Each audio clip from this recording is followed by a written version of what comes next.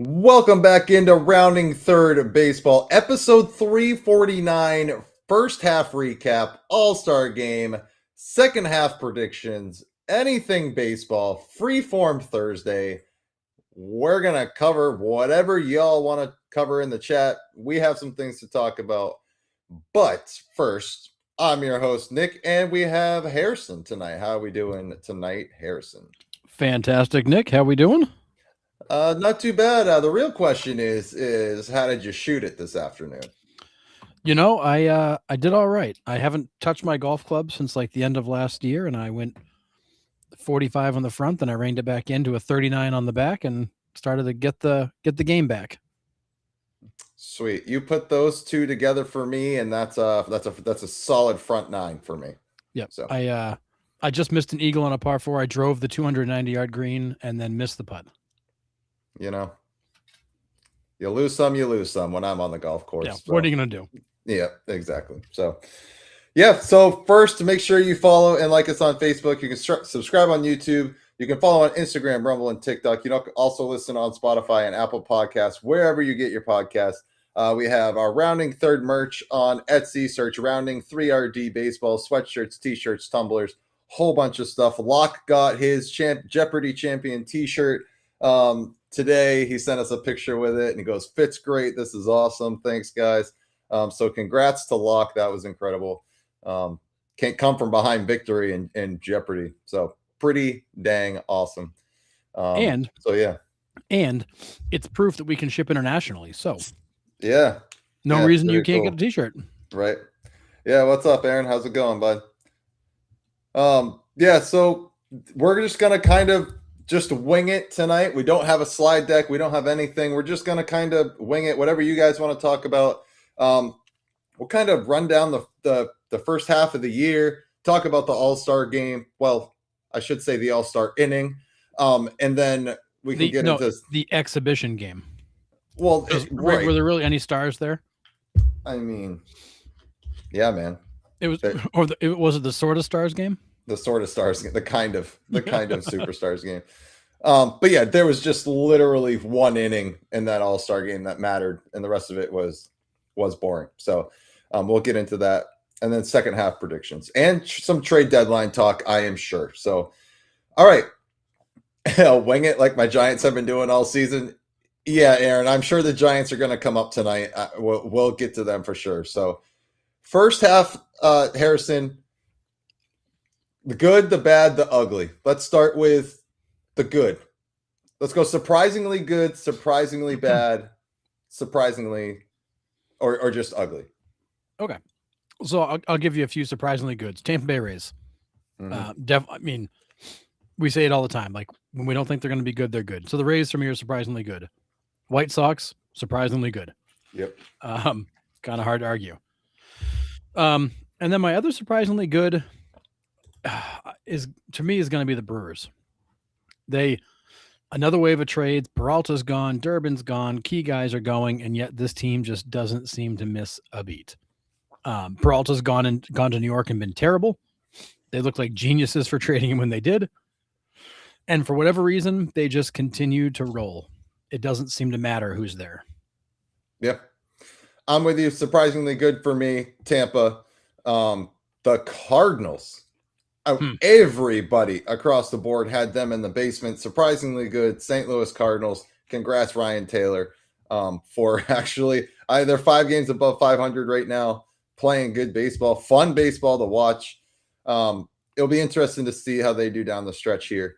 But I would say those two. Nationals.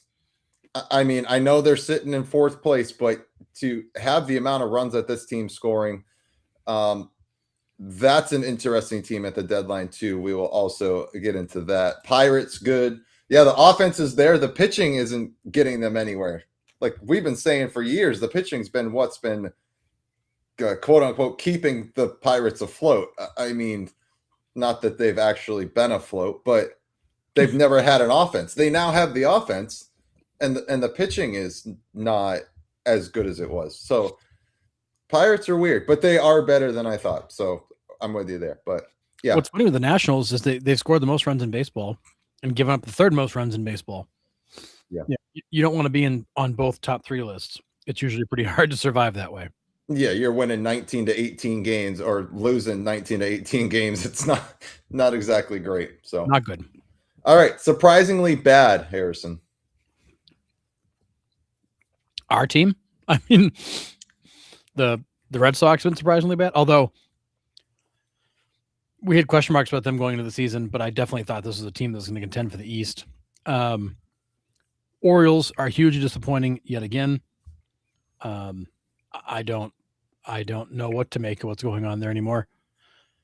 The Royals, I thought they'd take a step forward. Yep. They have taken 2 steps back. They're abysmal on their best day. And then I didn't think the Mets were a playoff team. I did not think they were a 5th place team though. Like the Mets are terrible. Yeah, it's hard to say surprisingly bad for the Mets when they do this every single year. They buy everybody in the free agency pool and they still just can't put it together. But you looked at, the talent on paper, the players they got on paper, and you're like, all right, they should be at least able to contend for a wild card spot, if not the division, and they can't do jack. So surprisingly bad, yeah, Mets for me. Mariners offense. Maybe not surprisingly bad, maybe just flat out bad, but I mean, they got to do something with that offense. There's nothing there. Cal Raleigh can't make contact with the ball. Julio Rodriguez goes 17 for 17 and then goes 0 for June. There's nothing else in that lineup. So for me, Mariners there. I'm feeling like with the Mariners, that's the first time all year I've heard that they have an offense. I wasn't aware they had one. Okay, well that's I feel like that's news. Yeah. Scott, Reds, I think I'm with you. I think we have all put the Reds kind of up there because they've had the young kids. We've expected the young kids to take a step forward each year and to be contenders, and the Reds are really nowhere to be found. Now, injuries and starting rotations doesn't help. Injuries and position players doesn't help. I get it, but yeah, I'm with you there. That's a good prediction. Yeah, Curtis, I had 4 teams in the AL East making the playoffs. So, yep. And the one that I left out is in first place. So, go figure. So, yeah, man, I just, goodness. What is your ugly? Like, you don't want to watch any more of this team. Oh, God. I mean, for me, the ugly is the Royals are ugly. The Blue Jays are ugly, but it's because of the injuries. Like they just can't get anything going. So I think that it's not ugly in the sense of like that's who the team is. It's ugly in the sense of like that's just what they have left. Like they can't seem to get anybody on the field. And I will say, I hate to say it, Athletics have been ugly. The pitching is awful. And the hitters have taken a step back a little bit. Their offensive firepower has kind of been dialed down a couple notches. They're not scoring as many runs as they were early on in the season. So the book's starting to come out on these younger guys, and I think people or teams are learning how to adjust to them. So those kids need to make an adjustment. I think they're talented enough too, but I'm with you. They've been tough to watch. It is impossible to pitch in that ballpark. I mean, you see visiting teams go in there and just serve it up, right? And I mean, good pitchers just go in there and serve it up, and it's tough. So I'm with you there. Baltimore is ugly. If I could watch, I'm kind of glad I can't watch them, but I'll take your word for it, Curtis. But yeah, what I've heard is that's a tough team to watch. Red Sox were. Now, do you believe in this 9-game swing? This 9-1 in the last 10, 9 straight? Do you believe in this? Do you believe Tracy has found something and this team has found something? Maybe they have found an identity? I mean, it's, it's not hard to get off the floor because considering they were basically at rock bottom. Fair. Do I buy the 9 in a row? No. Do I buy this team as a 500-ish ball club? Yeah, I could see that. Sad part is that might get you in the playoffs this year, but this Red Sox team, and honestly, like you look at the Red Sox, pitching staff has been great. I mean, they've got the best pitching staff in the AL East and one of the top handful in all of baseball. The pitching has been great, as we thought. I And we just said- want to. I want to know where Sonny Gray got his 10-1 record. The Red Sox don't even have 10 wins, and somehow Sonny Gray's 10-1. Yeah, there was a stretch there where he had like a third of the team's wins. It was crazy. But their pitching has been excellent. And we said, their offense is going to score, so there's nothing to worry about. Their offense has been putrid. Yep.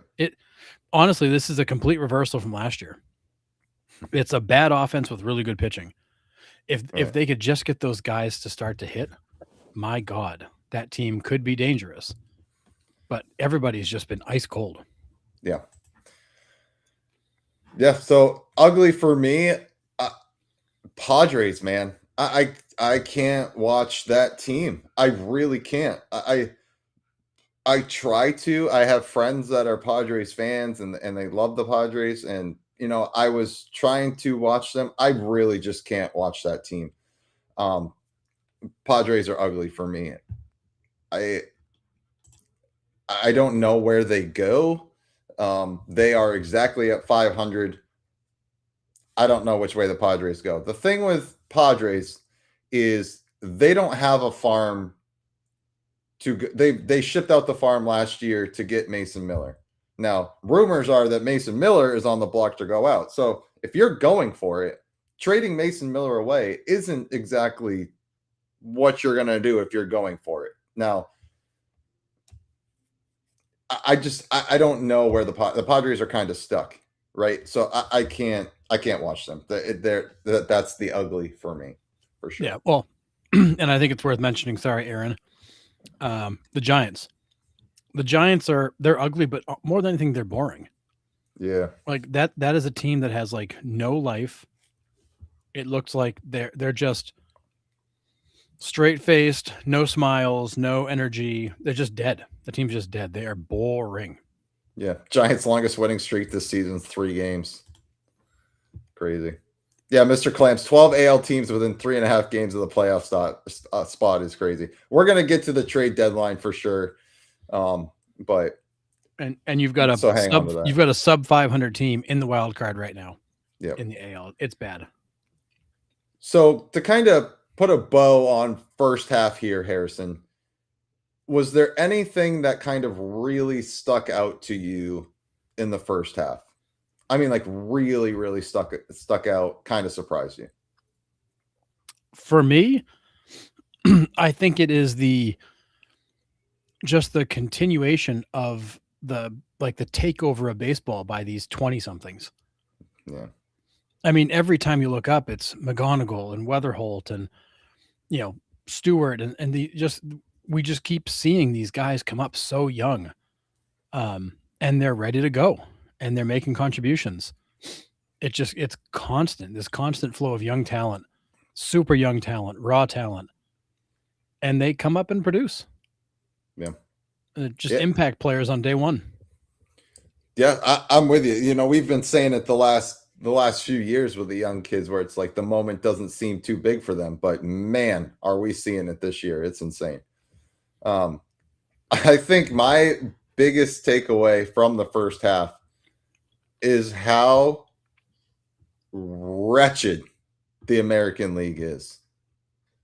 I don't know if I've seen this many ball clubs under 500. Second place in the AL West and below, all below 500. Third place and below in the Central, all below 500. Third place in the East, below 500. You have 2, 4, you have 5 teams over 500 in the American League. 5. Yep. And the Rangers lead the West at 2 games over 500. Right. It's not even like they're well over 500. They're a bad weekend away from being under 500 again.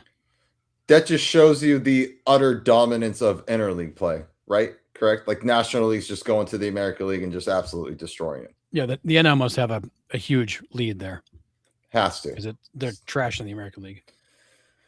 Yeah.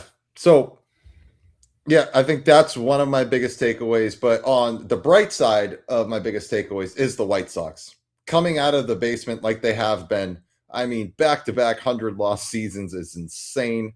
To flip it like this, to have people talking about them, I think teams are really starting to kick themselves about not signing Murakami.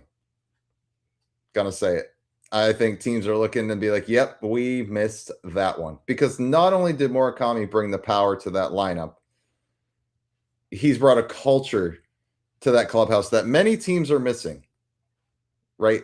And maybe it's just the perfect marriage there in Chicago. I don't know, but it feels like to me, if you have a teammate like Murakami to come in and make an impact like that on a team, other teams are kicking themselves for not giving it a more serious look. Now, I understand there was a lot of swing and miss in his game, and that's what kind of steered people away, right?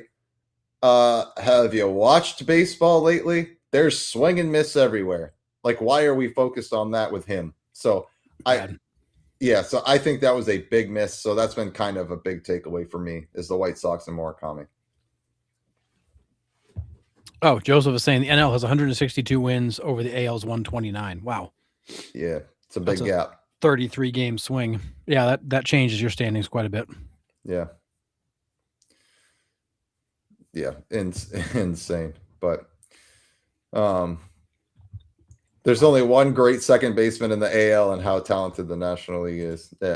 It's insane. American League East this year is like the NBA Eastern Conference in the 2000s. Yeah, dreadful. Yeah, I don't know. So those are kind of my two big takeaways there from the first half.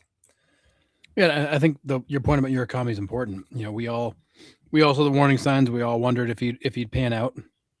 The White Sox are like geniuses, getting him for so cheap, and he's proving to be exactly what we thought he was. He's a Kyle Schwarber clone.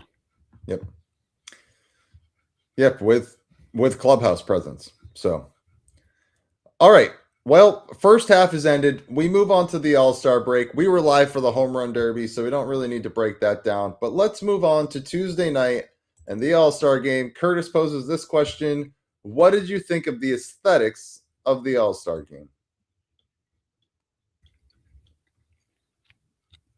I guess I don't know. Like it didn't jump out at me. Yeah, fair. I mean, that's Fox for you. I think it's, for me, let's get into the in-game interviews. We have talked about this before.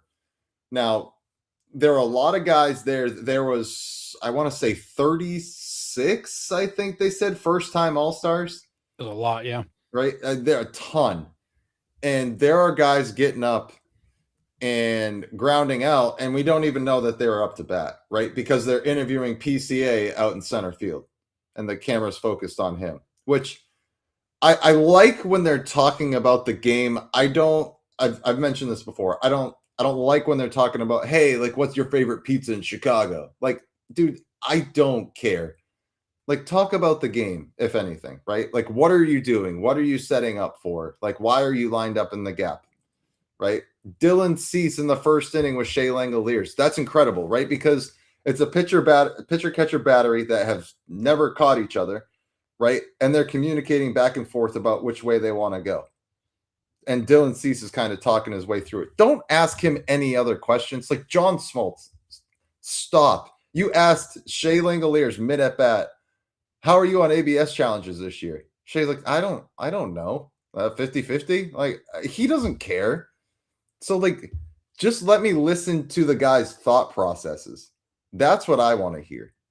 And that's good for the youth to hear too. Is like, what are these guys thinking on the mound at the highest level? That's a good learning moment for them as well. So I get away with the mic'd up moments, fine. All for it, but don't interview them. I'm all set with that. Yeah, I love the mic'd up moments. I love the in-game interviews. But to your point, like when they're about baseball, Like, explain why you're lining up the way you're lining up, what you saw, how your last at bat went. Like, get inside their heads. I don't care what kind of pizza you like. I don't care what city's your favorite. I just don't. Right. Like, tell me why you're shading him to the pull side. Why are you playing so shallow? Like, that's the stuff I want to know about. Mm-hmm. Where is it, Scott? No, there wasn't 36 that declined. I mean, you already had first time all-stars, and then a lot of the first timers also got pulled in. So I don't know what the exact number of players that declined were, but you already had first time all-stars selected, and then you also had a wave come in after. So and it might not have been 36. That seems a little high, but I want to say it was something up there. Could have been 26. The number 6 is sticking in my head, but I don't know. Whatever. I'm trying to look it up. All-star games seem to dodge a bullet. If Cameron Arrow misses time, more guys say no to the game. Absolutely. That was, even as a Red Sox fan, I was holding my breath on that. Yeah, That dude's been one of the hottest hitters in baseball, and to see that ball come in on his hands, everyone was like, "Ee." But luckily X-ray's negative, so that's good. that would have been such a huge loss. And then that would have kind of gone back to the point of I asked the question like who gets hurt in the All-Star game? Nobody ever gets hurt. And it would be our luck. It would be our luck that Caminero then does get hurt. Yeah. So saw this, Ivan. Cody Bellinger, only player in MLB history to win Rookie of the Year, LCS MVP, League MVP, World Series, and All-Star Game MVP during his career. It's random, pretty impressive. Yeah, I did see that at the end. I mean, and that was the other thing. Let's just say the aesthetics of the baseball game, the overall game that was produced. I mean, top of the first inning, Sanchez gives hits Cameron Arrow, the bases get loaded. Bellinger hits the 2-run single up the middle. Ben Rice follows it with a RBI single right after Bellinger. 3-0 AL. That is it until the 7th inning. Miguel Vargas hits an absolute moonshot to the second deck, and AL wins. And that's it. Otherwise than that, the NL struck out 17 times. 17 times. That's not all-star baseball material. That's not what the fans are paying to see 17 all-stars go down by the way of the K. It was bad. Pretty wild. NL was just like lifeless up there. Yeah. Harper doing the ABS, that was great. That's a strike. I didn't mind that, but still, like, how you can't tell me that you can focus with those guys in your ear, just chatting your ear off. These guys are throwing 100 at you. There's no way, right? And he's trying to go against Cade Smith of the Guardians. You need all the focus you can get to go against that guy. That guy's nasty. Yep. So it's like, and Harper said it going up to the plate. They're like, "Oh, how you feeling at this at bat?" Harper steps in the box. He's like, "This kid's nasty." He's like, he's like, "This could be ugly," which was great. Like that candid moment is cool, but like, and then they just continue to chatter his ear off while he's trying to focus in on Cade Smith throwing 98 with a wipeout slider. Yeah, I loved Harper's reaction. Just the fact, like, he's nasty. This could be bad. Like, I love the fact that he's just like, I'm just telling you what I think. Like, these guys get to the plate, and like they are sometimes genuinely concerned about the guy they're facing. Yeah, like they know, like, this guy's got disgusting stuff. Yeah. Yes, Aaron. A lot of people are raving about this. The Ray Charles moment in between the bottom of the 5th inning, I think, was pretty cool for sure. That was awesome. More impressive, 99 pager or the 26th AL pitching staff.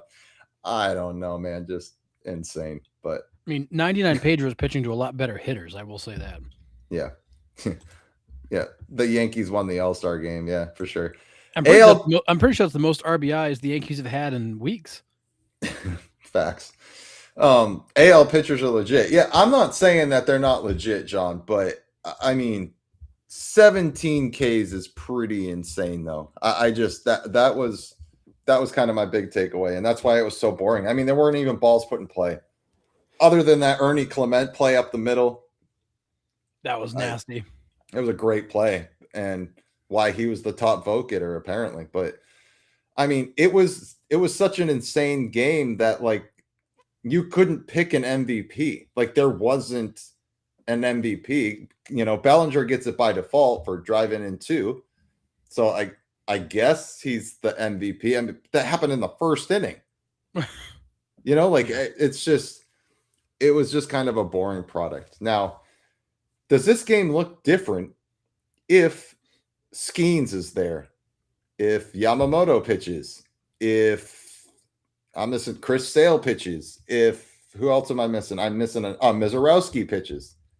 Those are 4 guys that come in. Does it look different? I mean, NL probably still gets shut out. but right. Maybe it's 2-0 instead of 4-0. I mean, the NL offense was terrible. I mean, nobody in there in that dugout was going to make contact with much of anything. Yeah. That was the best game John Schneider has managed in the last 2 years. Yikes. Love it.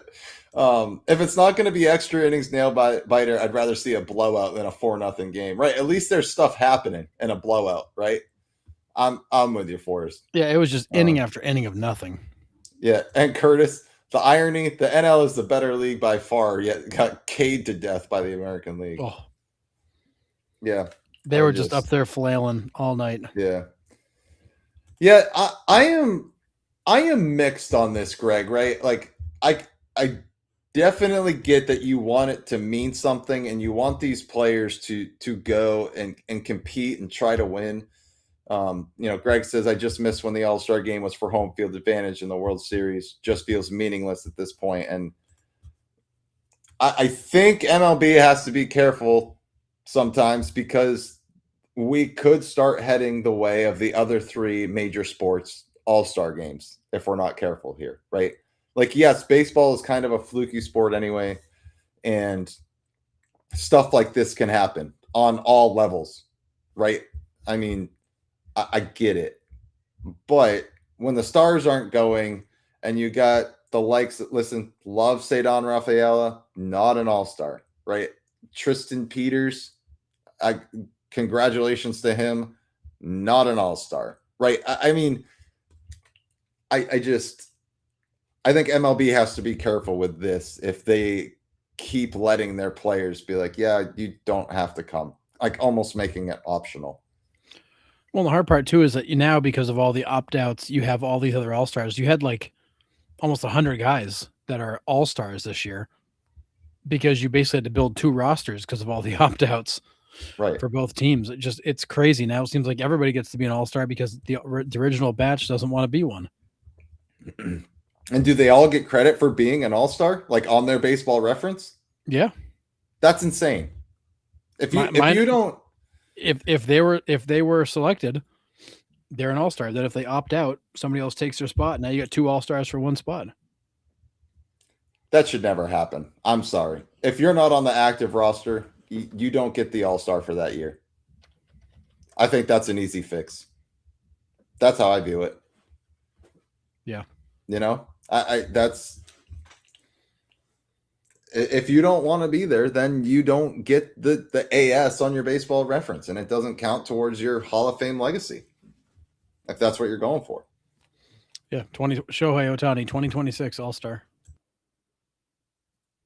Yeah, baseball is the one all-star game worth a damn, right? Because the fundamentals of the game doesn't change, right? Still got to pitch the ball, hit the ball, right? Still got to play defense to get outs. Yeah, I'm with you, Scott. But and that's what I'm saying. Chad's with me, right? Maybe you don't get recognized as an all-star if you opt out. I'm all for that. Please don't. It's dumb. Mark Johnson's loved it. 20 extra rings and a few thousand a piece they got to sell. Yeah, right. I mean, yeah, fair. Yeah, they played the game straight, unlike the other sports. People are mad that they didn't turn it into a lazy, slow pitch softball game. What do you want? Yeah, I'm with you. Like, this is the only game that's played close enough to the regular season format, and I hope that never changes. However, an all-star game is supposed to be best of the best. Yeah. And it's not, right? It's the guy that it's the Hall of Pretty Good, right? It's just the guys that have been pretty good this year. It's not. It's the best of the guys you can get to show up. Exactly. Like you put the invite out there and you just wait to see who shows up. Yeah. Well, yes, this counts because they have a legacy pick, right? So like Justin Verlander this year was a legacy pick. Yeah. So like even though he didn't play Verlander's practically retired, let's be honest, right? I think that counts because it's in its own category, John, right? It's in the legacy pick category. So whether you play or not, I think you should still get an all-star appearance for that. But it's not like Mike Schmidt was elected to that and then didn't show up. Like he's like, no, I'm opting out of that. Right. That's the difference there. So, yeah, contract incentives. So if you're selected, it's extra money. I mean, are you playing with that? If you're selected as an all-star and you opt out, you still get that contract bonus, but the league takes it away. Like, can you do that? I mean, you'd have to change that rule and then, put it in place for future contracts. Yeah. I don't know. Oh, they didn't have the legacy in 1989. He was actually elected by fan vote. Yeah, because the ballot started before he retired. Wow. And also the fans loved him. Yeah. Well, I don't know. Well, whatever. Yeah, you still get a pitcher on hitter matchup no matter what, right? I get it, but the opt-outs are here to stay, man. These guys make too much money to go there to get hurt. They'd rather spend time with their family. I think just the mindset has changed. It's different. That's all it is. So, yeah, there's not a lot of pride in anymore. There's not the same feeling of obligation. I mean, players used to go because they knew how important it was to the fans. Now the guys are kind of like, I don't care. Right. Yeah, been there, done that. Don't need to do it again. I would rather go home and spend time with my family, which it's fine. It's their choice, right? But as fans that, sat here for an hour casting my all-star vote and have each and every one of them choose not to come, like now you're not valuing my time and my thought process or my chance to celebrate you. You could care less. Yeah, I get to pick all my favorite players to go to one game, and none of you guys show up. Right. And we're selected. That's the crazy thing. So, yeah, MLBPA would have a field day if they didn't pay the bonuses. I agree with that, Mark, for sure. And determines on the language of the contract, 1,000%. Yeah. Wives and girlfriends probably like, yeah, you're not playing. Yeah, we all know who the bosses of the family are. We get it. So, yeah. So I don't know. Baseball history dorks says, I'm telling you, nix the game. Just give the All-Stars a trophy. Take a day off where everyone watches the Sandlot and then start the second half. I love that idea. All for it. I'll watch the Sandlot anytime. Yeah. So, what did you think about like the pregame lineups where they come out of the Liberty Bell, they sign their name on the declaration of the lineup? What did you think about that? Kind of celebrating like 50th birthday. I think anything anytime they can tie in the local city, history and all that stuff. Like that's why I loved like the All Century team at Fenway. Like that was amazing to have all those players there, have that, have them honor it because it becomes bigger than the game. I love all that stuff. I think it's really cool. Celebrate the city that you're in, celebrate the history of it, the history of the game, history of the area. The 250th birthday of the country is an easy one to celebrate. But like I do like the fact, and it was smart to put it in Philly this year. Given the history of Philly on the 250th birthday. I thought it was cool. Yeah. Which is why I think we've had the question of why have we had back-to-back National League parks? And then this game started and I'm like, oh, duh. Of course they're going to want to put it in Philly on this year. Like I didn't even consider it either. Yeah, until it happened last night. But yeah, I love the declaration signing. My thought immediately was like, how do I get my hands on this thing? Right. That's a And valuable thing. And then how much would this cost for like up at auction? That'd be insane. But jokes on them. There was holes in the declaration. It's actually the new CBA. Manfred playing chess. They just agreed to a salary cap. Didn't even know it. Yeah, right. Yeah, I'm okay with the extra theme theatrics for an all-star game. It's supposed to be a fun event. And I'm with you, Chad. I think they did a great job. Overall, I liked the presentation of it. I don't want the in-game interviews. I think that's like mic them up and be like, hey guys, you're mic'd up this inning. Can you just talk through like what you're doing? Like, I would be okay with that. Or like Freddie Freeman on first base with was it Pete Alonso or somebody a couple of years ago, and they're like talking back and forth. Like, that's fine, right? They're not asking him any questions. I like those moments. But Marty says hasn't watched an all-star game in 2 years, too watered down. It's a replacement all-star game. And that's essentially what we're talking about. I mean, I still think there's a place in baseball for the game. You just have to have the players care about it again. Yeah. Yeah, the in-game interviews are stupid. Mike Reed's with us. If Mark says they just use them wrong. Right. Mark says if MLB had a conscience, they'd auction that off and give proceeds to former players needing assistance. 1,000%, or at least some sort of charity, right? Stand Up to Cancer, right? Which they do every time in the World Series. They do it at the All-Star game, something like that. Absolutely. Every player wears a mic for a couple innings, no interviews, all at once. That would be sick. Yeah, you just like cut microphone to microphone, like listen to what the guys are talking about. Because it'd be fun to have them explain like why they're positioned where they are, hear them talking back and forth, hear them passing information back and forth to each other, chatting with the guy on base. Like, that's fun because then you hear these guys at first base talking and they're just like shooting the crap. Right. And they're kind of trash talking a little bit and like just like friends out there chatting it up. And that's why I think the whole rivalry thing is hard now, because these guys, they all know each other. They move around so much in free agency. They've come up in the minors together. They play in the WBC together. Like, they all know each other so well. There's no like on-field anger and resentment except for a few players. Right. These guys all get along.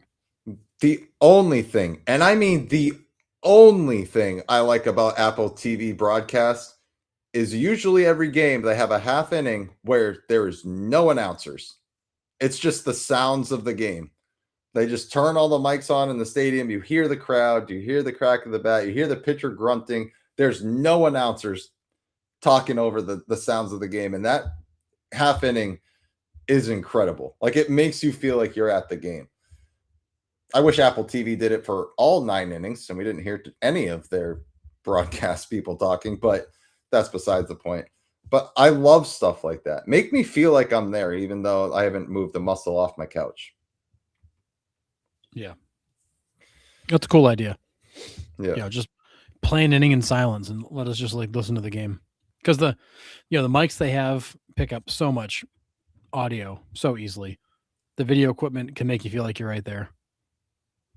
Yeah. Yes, Marty, this is a great idea too. Celebrating the 250th birthday of our country. How about proceeds to veteran organizations? Yeah, absolutely. So I'm with you there. Just something. If you guys want to get into trouble, Mike the Dugouts. What is a slump buster? Oh God, that would be bad. Yeah, we have talked about different ways that you could get these guys to the All-Star game, right? What if you took a full week off? So the guys that went for the Derby, went for the game, still got ample time off, right? I mean, you listen to them talking to John Schneider and Dave Roberts at the same time, which was actually, I didn't mind that one too. I don't mind when they talk to the managers for a couple minutes. But John Schneider's like, hey, yeah, just going to spend the night here with the guys, and then I'm heading back home to spend time with my family. And then Roberts was like, well, we're in New York after the All-Star game, so my family and I, we're just heading straight there. We're going to spend the next day in New York together. And then they're back at it. right? I think there's a game tonight. Yeah. Like they're right back at it. Like give these guys ample time to rest. Even the guys that go to the All-Star game, I think does help. So I'm with you, Mike. Yeah, the Mets actually won a game. Did they win today? Yeah, they beat the Phillies 4-1. Man, they're going to the series. That's my second half prediction. Yeah, Joe Buck isn't calling games anymore. Seems like a missed opportunity to fix. Missed out on with the no commentary. Yeah. Although Davis sounds to me a little bit like Joe Buck. Like he has that same kind of cadence that Joe Buck has. But yeah, I think he's going to be the new national guy, which is great. Love having a Dodger homer as our national broadcast person. It's incredible. It's obnoxious. Yeah. Rather listen to the lady that does the A's games in the Apple TV. That's saying something. Yikes. Yikes. You guys are going off the rails now, but yes, Curtis, I agree. It's the same stinking questions over and over, like after the game. Like even the one with Miguel Vargas, like, oh, what were you looking for in that at bat? To hit the ball? Yeah, a pitch? What was your feelings when you were around in first base? Oh, it was surreal, man. Okay, it's your first All-Star game. What's it like being in the locker room with those guys? Oh, it's really cool. Okay, I mean, what are we doing here? I mean, you're asking them like almost yes or no questions. Like it's yeah. Let's do the take me through the at bat, take me through the moment, take me through when you got the phone call. Like right. Get them to tell you a story. Don't just ask them like simple questions. What was that like? Cool. Yeah, it was cool. Like that's the answer to that question. Ask a better question. Yeah, which we learned the hard way. We had an interview when we first started where we had a non-talkative guest, really, and it was just pretty much like that.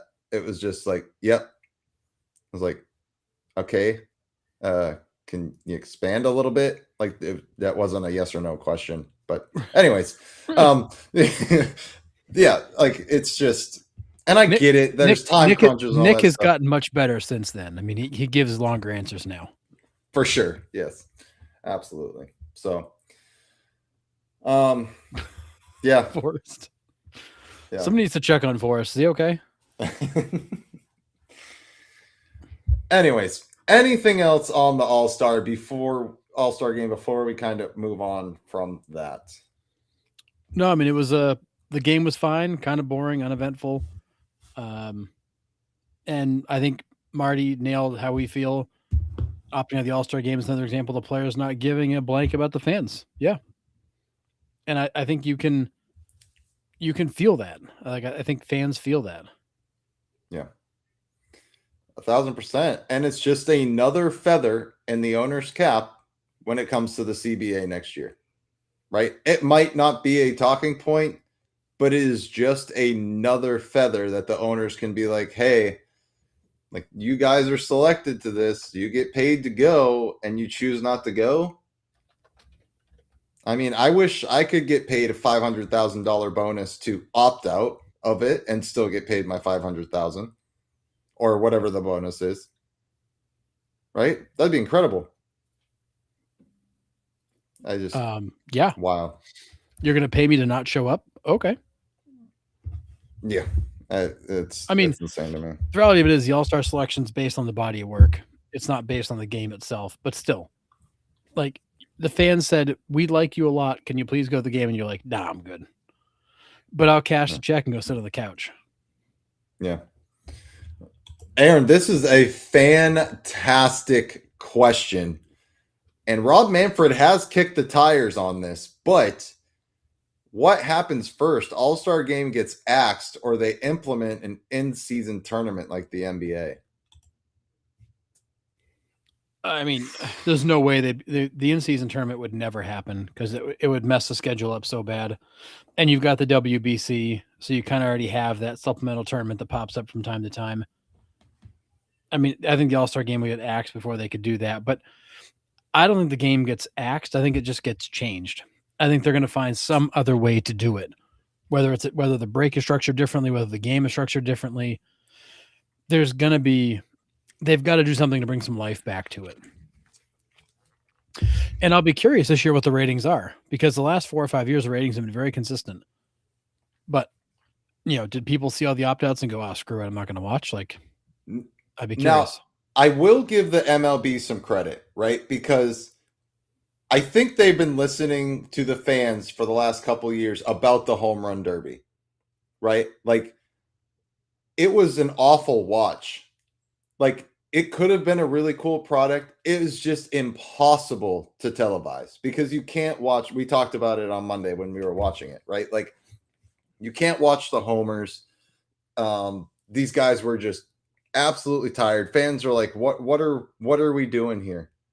Right? Like, we want to watch the homer, but instead it's just like crack, crack, crack. We can't see anything. So I think the MLB did a good job and was like, all right, we need to change this so it's a better viewing experience across the board.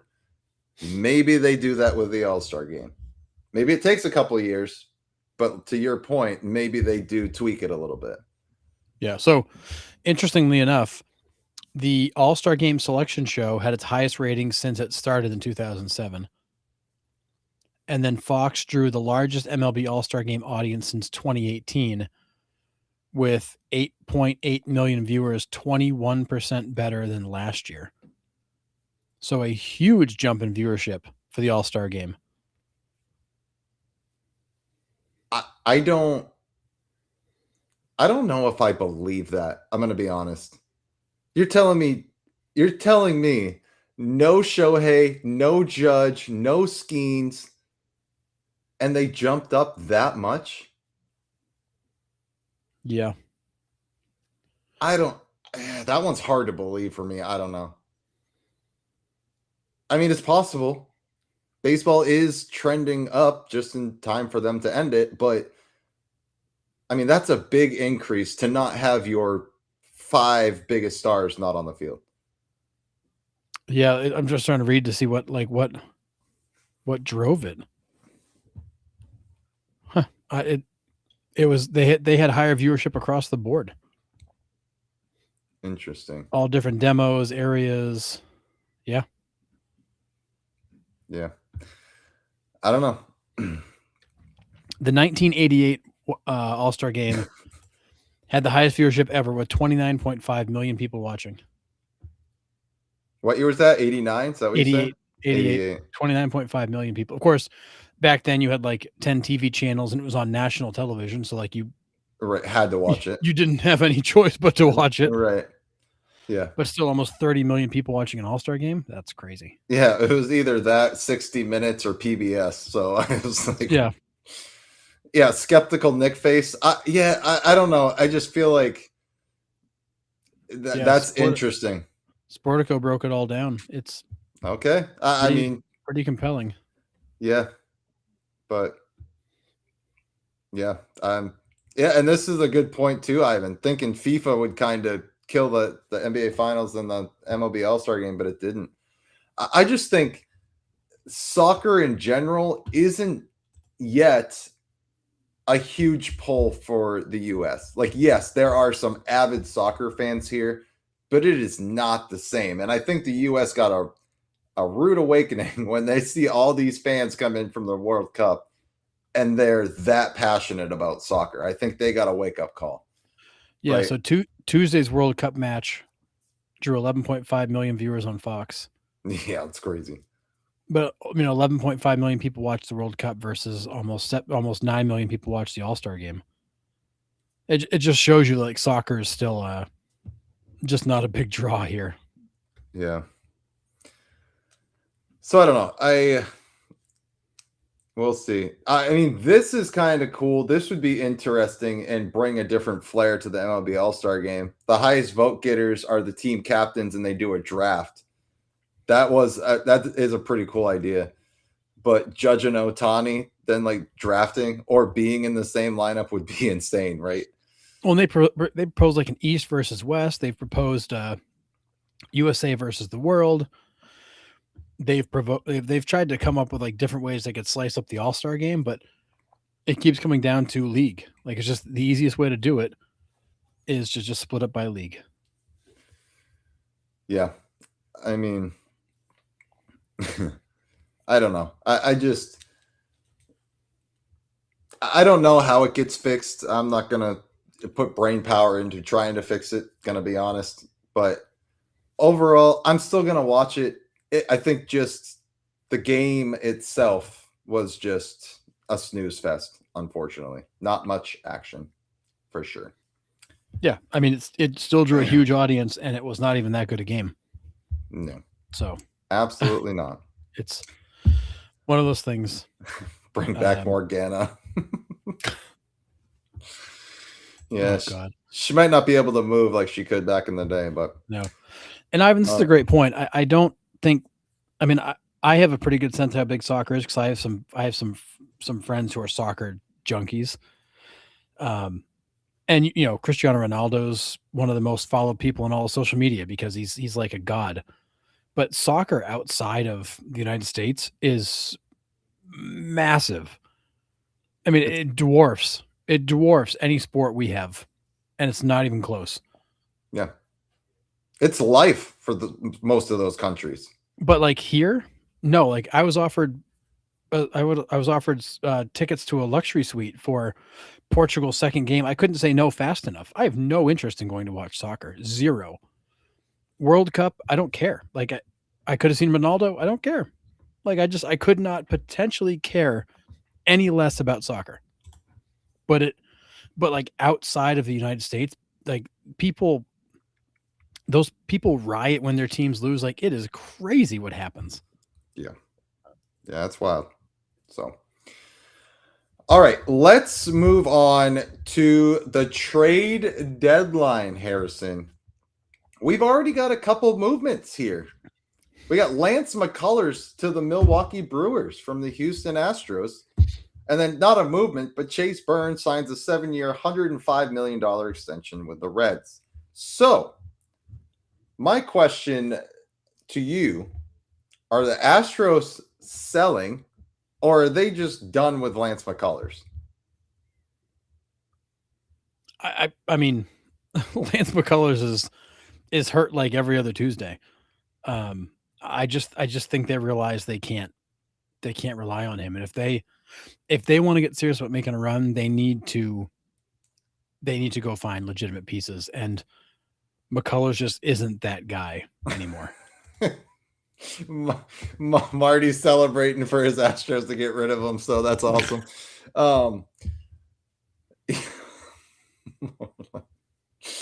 Okay.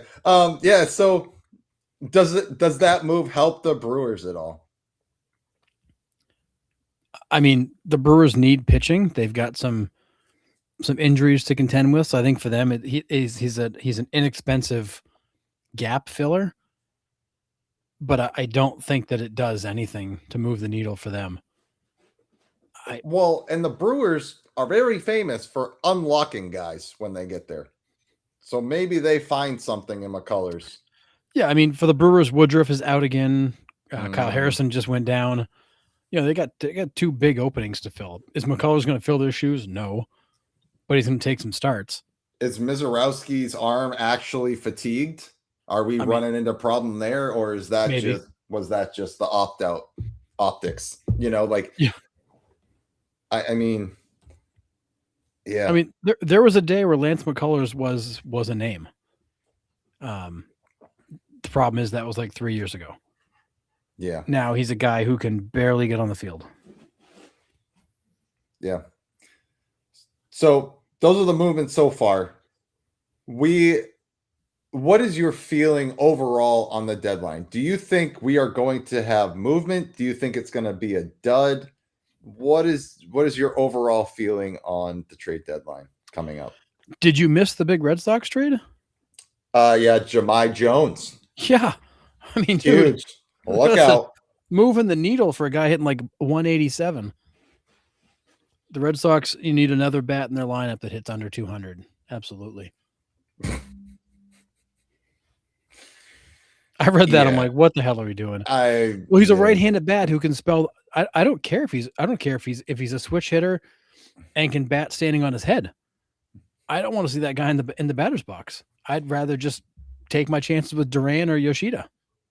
Yeah, why are we getting another outfielder? We don't have a spot for him. Oh, because What he's are we- right-handed, Nick. Jesus Christ. Whatever.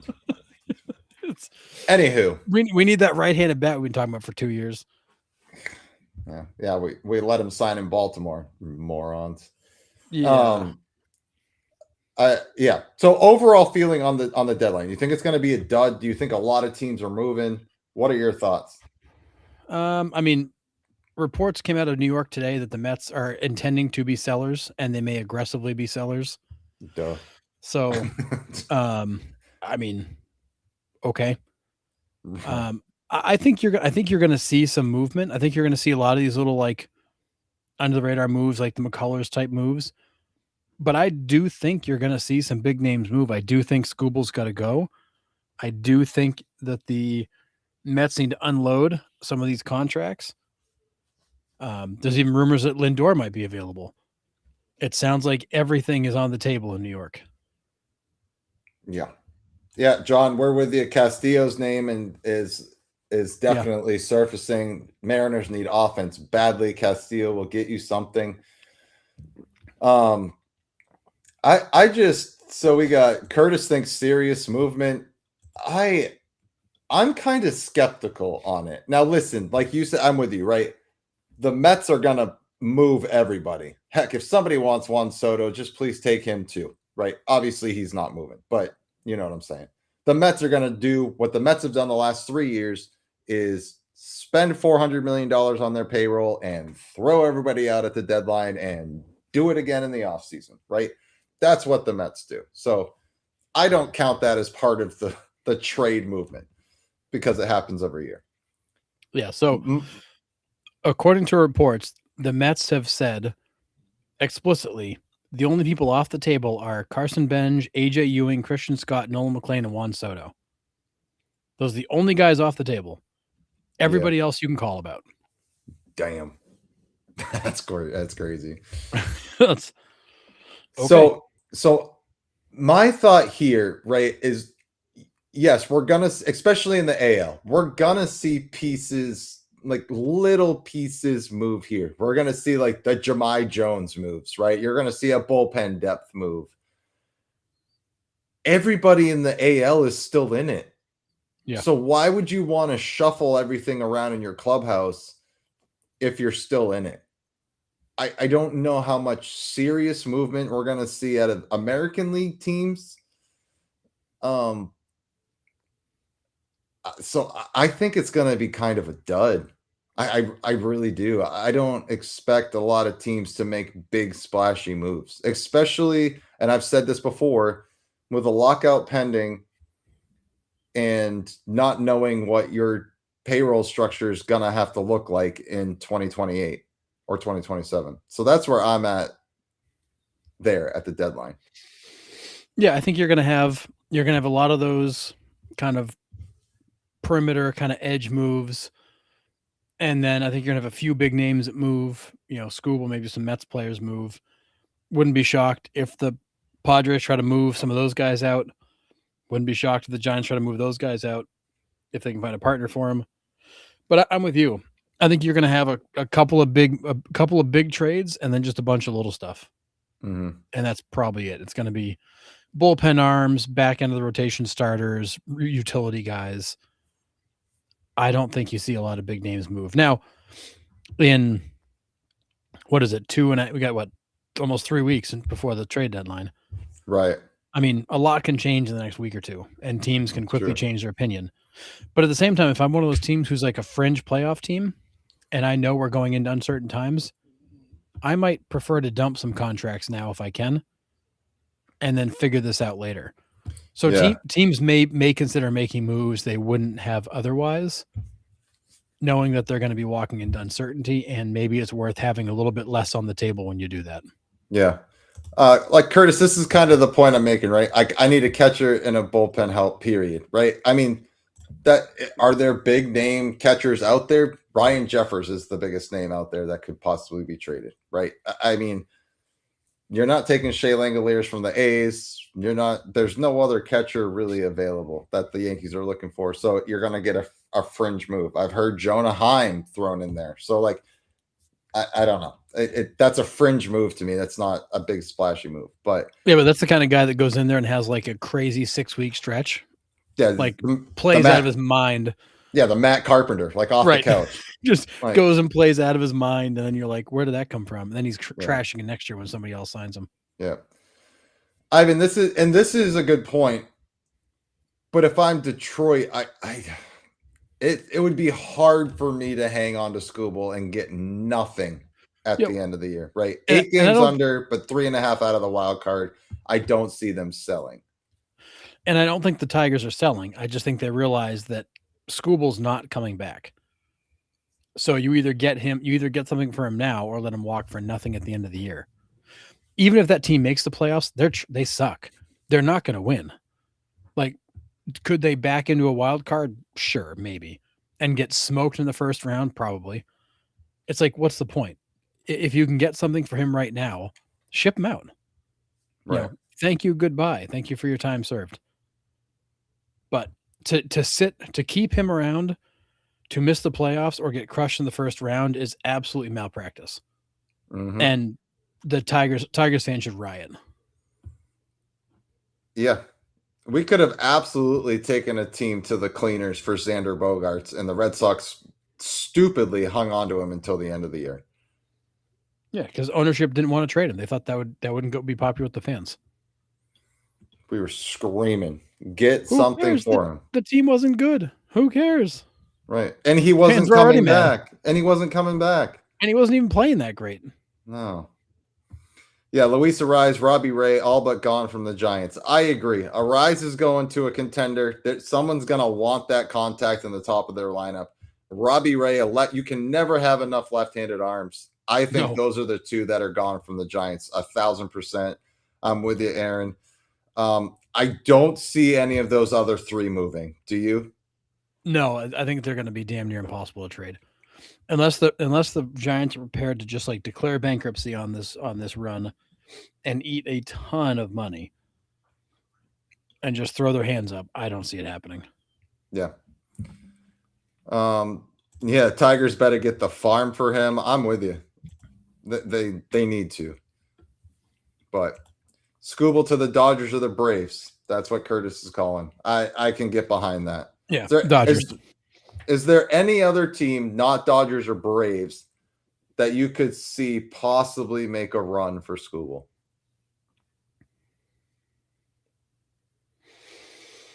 The Yankees don't really need the pitching. Pitching's been their strong suit.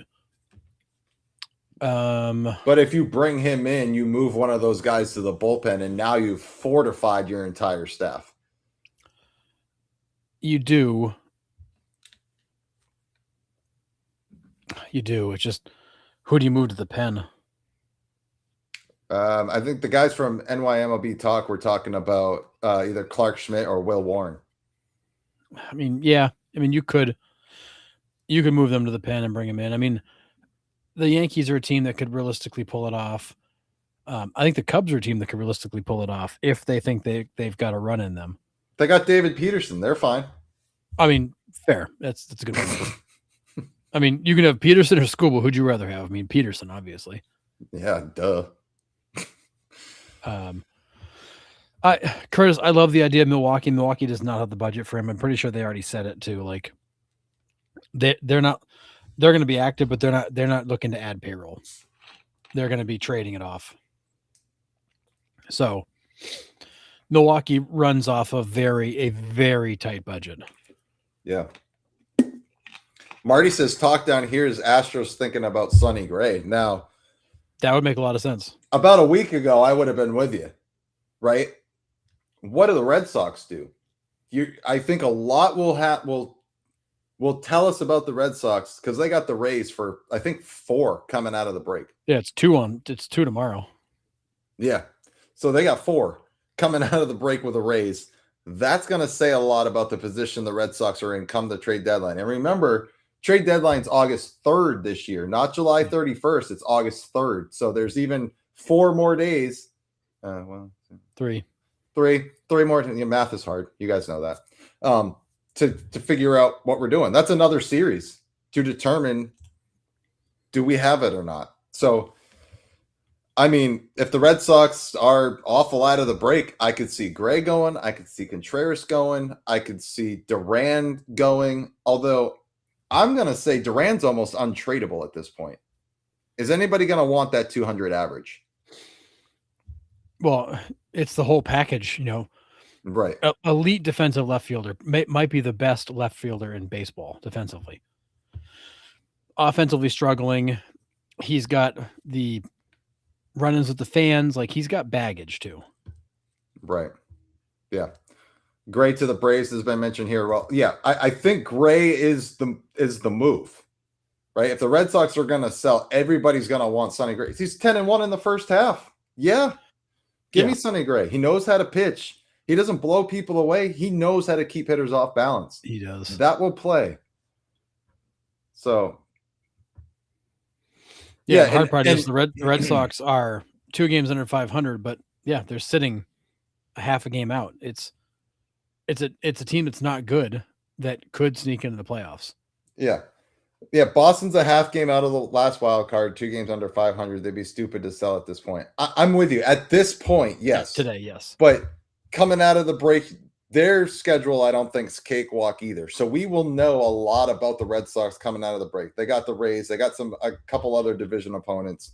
Yeah, so the Red Sox schedules, they got the Rays for 4, Orioles for 3, Blue Jays for 3, A's for 4, and then they've got the Dodgers for 3. Then it's the deadline.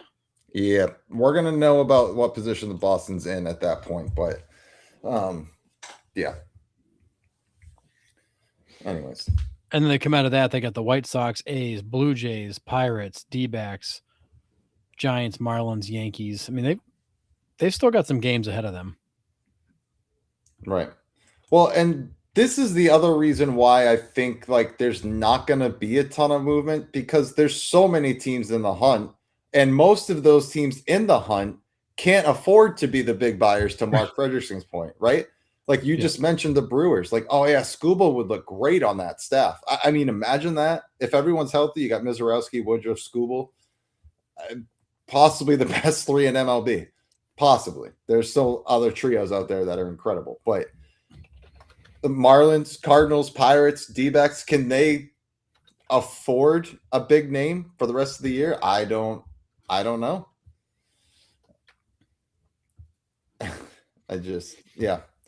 It's going to be interesting. I don't know exactly what happens here at the deadline, but I think overall it's going to be a dud. That's just my thoughts on it.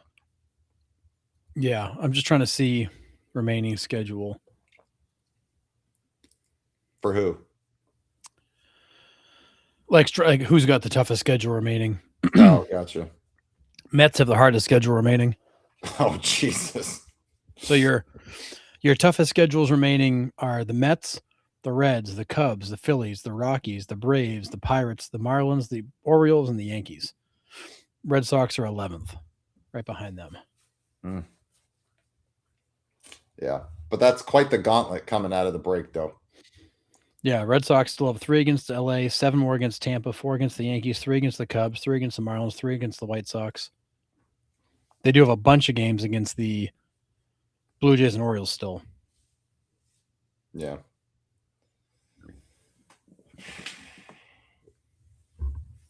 But yeah, the Mets have the hardest remaining schedule, and they've been so bad that God bless them. Yep. Ivan says Detroit will want Lombard, Jones, and an arm for Skubal. I'd make that move in a heartbeat. Jones is closer to Adam Dunn than Albert Pujols. Lombard is all hype, in my opinion. They can have Warren. He gets great run support, but has a high ERA. We are getting Schmidt back. Yeah. The best players on the bottom feeding teams are going to be available as long as they don't have albatross contracts. Now, this is the team that I don't know what's going to happen. Do the Yankees call on Hunter Goodman in Colorado. I mean, does Colorado try to keep that core together, or do they try to bring more pieces in and just completely flip that clubhouse? it's a tough one. I mean, Goodman's your only offense, your only power guy. Say Goodman is the heart of that offense. You trade him and you're just setting yourself back. I agree. So can you cherry pick, and is there anybody worth cherry picking off that Rockies team? I mean, I know Sanzatello's been a name that's been batted around. Mm-hmm. Who's the other reliever that was like so lights out last year? Hergert. Jimmy Hergert. Yes. Hergert? Yes. Jimmy Yogurt. Something like that. Jimmy Yogurt. Yeah, he's got the funky delivery. Yep. That's a name that's been mentioned, but is he hurt right now? I haven't seen him pitch much over there. I think they're using him completely differently. I think he's like a setup, and he doesn't need to set up to close when you don't win games. Yeah, he's appeared in 25 games. He's got 3 saves. They're not using him quite as much as they were last year. I mean, he hasn't been quite as good as he was last year, but he's still been very good. But he's a name that's been brought up. And Mickey Moniak is a stick. That's a good call, Scott. Oh yeah, Moniak's a good one. But like Tovar's not on the block. I don't think Goodman's realistically on the block. I think Sanzatello is an easy guy to move. Herget's a guy you could move. I think they've got some pieces they can move, but if I'm the Rockies, I'm not going to get a lot back from them. I'm better off to just continue to build around what I got. Rockies have a bunch of left-handed hitting outfielders, so Boston should be calling soon. Dude, man, I've never seen a team build a team so left-handed in a right-handed ballpark. Never. It's maddening. It's insane to me. Really That'd be like the Yankees being like, hey, we got a crazy short porch and right. Let's just get a whole bunch of righties. Like, wild to me, man. So, interestingly enough, we know the 10 hardest schedules remaining: Mets, Reds, Cubs, Phillies, Rockies, Braves, Pirates, Marlins, Orioles, Yankees. The 10 easiest schedules remaining are Cleveland, the Astros, the Rays, the Royals, the Tigers, the Mariners, the Athletics, the Twins, the Rangers, the White Sox, and the Nationals.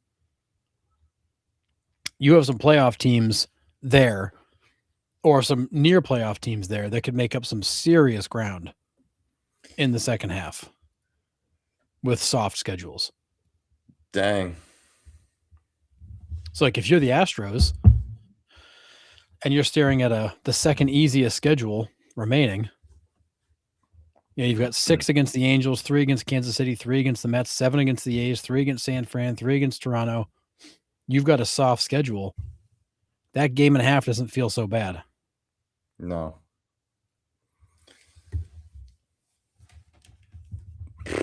And Tampa, I mean, Tampa's got a cakewalk too. That they might be hard to catch. Do you think the Rays actually maintain? They could. The Yankees have a significantly harder schedule remaining. They still don't have Judge back. That offense has been a train wreck for weeks. The Rays are rolling, and they're looking at a schedule that's full of cupcakes. I mean, they are set up perfectly to not give this back. Wow. Good for them. What a Cinderella story. First year back in the ballpark and make the playoffs. Wow. Flopacana. Yeah. So awesome. At least my Giants will finish as a top 30 team. So you're saying there's a chance. It's going to be real close. It's going to be real close. John Temple, I'm not sure where to go with Dan Wilson at this point. Yes, I know we've talked about his mismanagement of the bullpen. Listen, all managers mismanage the bullpen across the board. I mean, very few can manage it correctly. or efficiently, I should say. And I get stuff happens, injury happens, but how much of the Mariners not hitting, not performing is his fault? I think Dan Wilson has definitely made some moves. He's tinkered with the lineup. He's done some things that certainly haven't helped the team. His pinch hitting plans are scary. Luke Raley had 10 home runs in the first week, and then he's pulling them in the 7th for pinch hitters. Like, what are you doing? His bullpen decisions and his pinch hitting decisions are sometimes mind-boggling. Some of his lineup moves have been bizarre, but at the end of the day, like this team, what do you do with Cal? Cal Raleigh's not his fault. Cal Raleigh sucks. Cal Raleigh is maybe their worst hitter right now. He is an absolute black hole in that lineup. Mm-hmm. There's nothing Dan Wilson can do that makes Cal Raleigh a serviceable major league hitter right now because he's not. Like, that's not on Dan Wilson. Right. But Dan's made plenty of mistakes. However, that lineup has so badly underperformed. Naylor's not been good. Julio's been Julio. He's great for 2 weeks and then gone for a month. Cal is trash. Like, that offense is garbage, and a lot of it has nothing to do with Dan Wilson. Yeah, and you can't not play Cal Raleigh, right? You have to put him in the lineup. Right. You have to. He's terrible, but you can't bench him.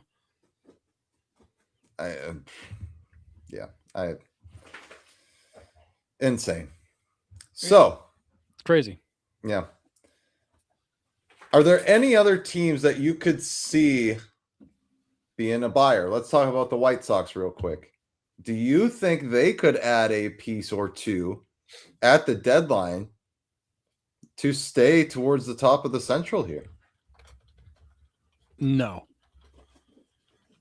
Okay, fair enough. I should rephrase that. The White Sox are not looking to take on payroll, but they are looking to make moves. Shocker. So it's one of those things, like, if we can get a guy and not spend a fortune, then we'll do it. They do have some money to spend. They don't have a lot. They're not looking to go crazy, but they're also willing to explore what makes sense. I mean, and I think that's what Red Sox fans have been screaming at for years at the trade deadline, is just like, do something that makes sense and don't do something to just do it. Right. So hopefully the White Sox can do that. So right now, the White Sox are basically saying, Chris Getz has said, we need a starting pitcher and reliever. On their wish list is Reed Detmers, Michael Wacha, Aroldis Chapman. Like, they're not looking for Tariq Skubal. They are looking for very much edge pieces. I mean, those are 3 decent arms that can help that team. Yeah. They're not big needle movers, but they'll work. Yeah. And you can get them for, a cost that you can afford without having to trade away the core. That's their biggest thing. It's like, we can make trades and try to accelerate us being competitive, but we cannot lose anybody in this core. Like, we're not going to do that. We're not going to push the reset button. Yeah. I am jumping the gun. This was the next team I was getting to for sure. Washington Nationals. A lot of talk around CJ Abrams, James Wood. Now, these are the guys you got back for Juan Soto, right? Mackenzie Gore came in that trade as well. He's now in Texas. But you have 2 core players that you have control over for a while. Nationals are 1 game below 500. That NL East can go any way at this point. Braves are starting to show a little bit of cracks here and there. I mean, their lead is still significant. I mean, 2.5 on Philly, 4 on the Marlins. So, and the Nationals are 8 back. But Nationals could be playing for a wild card. Get in there. Do the Nationals move on from those 2? 2 cornerstone guys. You're on mute. I'm just talking myself over here. That's fine. No, baby. According to what Taboni said in the last couple of days, he views Wood and CJ Abrams as cornerstone players. Like, those are guys they want to talk to about sticking around, not necessarily guys they want to push out the door. Well, duh. So I think they're looking at it as, if anything, what they've said is, if anything, they're going to look to add some minor pieces, but they're not looking to make any big moves. They'd like to bolster their bullpen, which is horrible. I mean, starting pitching is not exactly great. I don't even know if I could name a starter. I had no idea who that 30-year-old rookie was that pitched for them this year. Like, granted, I can't watch Nationals games, so that's part of it. I don't get to watch any Nationals games, so I don't know these guys. But I can't even watch it on MLB TV. It's insane. But so, like, I don't know anybody in the starting rotation. I don't know their names. That was the first I was hearing of that pitcher that got to play in the All-Star game. Yep. Never heard of him before. But the Nationals need pitching. We talked about earlier. Most runs in the league, given up the most runs. Foster Griffin? Yes. Yeah. Yeah, he spent 3 years in Japan and just came back to the U.S. Yeah, which is in such a cool story. I love guys like that. It's wild. But rumors have been that I think the Marlins are looking at him. Like, the Marlins are looking to make moves at the deadline, possibly. So I don't know. If the Nats need pitching, they're not going to get rid of a guy that is right here, Mark Friedrich, 10-2 with a 2.77 ERA. You're not going to move from him if you're looking for pitching, right? That'll work. Well, and Taboni's comment was, we were pretty careful about not setting expectations too high or too low coming into this. Just kind of see how it went with every passing day. I've been pretty vocal about it. We just want to get the best out of our roster. And then he went on to say, basically, like, we're not looking to make major changes and change the core of this team. But like a guy like Foster Griffin, who's on an expiring contract, could be an easy guy to trade. Also could be an easy guy to extend. Right. I don't. They seem to be in that boat of, we didn't expect to be that competitive this year, so like we're kind of playing with house money, but we're not going to screw it up by trying to force something that's not there yet. Right. Which is smart. It is. I mean, and Taboni is an incredibly smart, well-respected guy. New to running the whole show, but not a dummy. And he's not going to jeopardize their future. He's not going to go all David Stearns and do a bunch of crazy stuff. Well, and I don't know. You might know this more than I would, but the financial status of the Nationals. I mean, not that long ago, we're looking at filing for bankruptcy. So how are they doing financially? Like, do they still have to play like kind of the Moneyball type thing to kind of stretch their money out to make sure that they have something to pay Abrams and Wood when it comes up, when their contracts come up? I mean, they're not totally out of the legacy contracts yet. Strasburg's not fully paid out yet. They're in better place. They're in a better place than they were. They've also kept their payroll down. They're 27th. Mm-hmm. So, I mean, all in all, they still operate at an overall loss, but it's not as bad as it was. Yeah. But again, this is not a team that can take on any payroll. Like, they've got to get Strasburg's contract behind them before they can really get serious about adding somebody. Yeah. John, great point. I think teams will have to give up some big pieces for leverage arms, right? Impact arms, 1,000%. And I just don't know if teams are going to do it because everybody is in the hunt. So, yep. Well, and you're going to have a lot of teams chasing only a few guys. These GMs could be playing teams off each other and driving the price right up. Oh, yeah. Ivan wants to talk about the Pirates, hampered by injuries, but right in the middle of the NL playoff hunt. If healthy, could they snag a wild card spot or do they sell?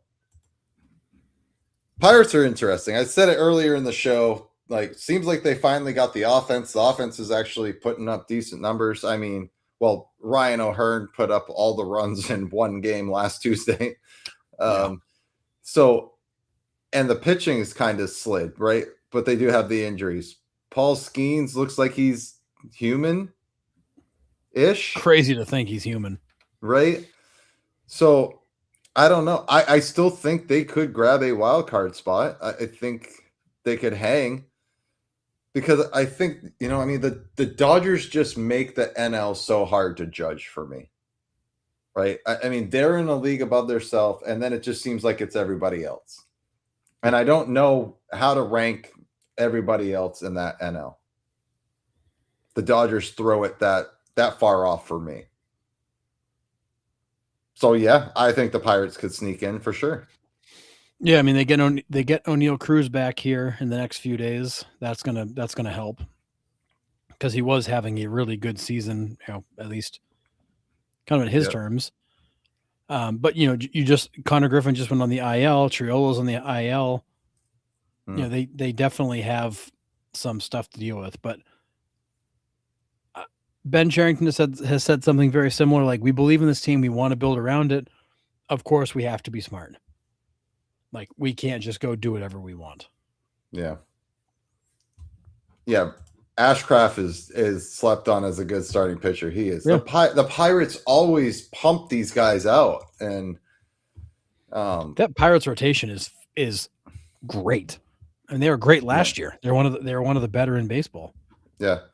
Mr. Clam's with you. If the Pirates could figure out their bullpen, they could definitely make a playoff run. You can't just bank on Dennis Santana and call it a day, right? You definitely need some help in that bullpen for sure. With you there. Yeah, and Cherington said they're going to explore internal options, but they're also going to be, making some phone calls to explore what's on the market.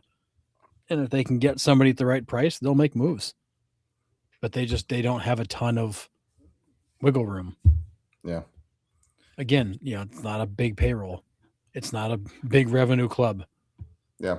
So, gun to your head, Harrison. Do they get in? Do they stay out? They miss it. Do the Pirates make the playoffs? Yeah.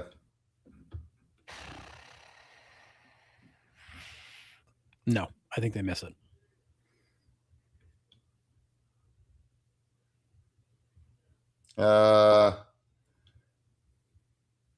Ooh. It's tough for me here. 1, 2, 3, 4, 5, 6, 7, 8. Yeah, I'm going to say they miss it too.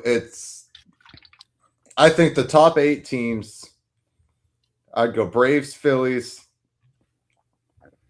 heck, Marlins, Brewers, Cubs, Cardinals, Dodgers, Diamondbacks.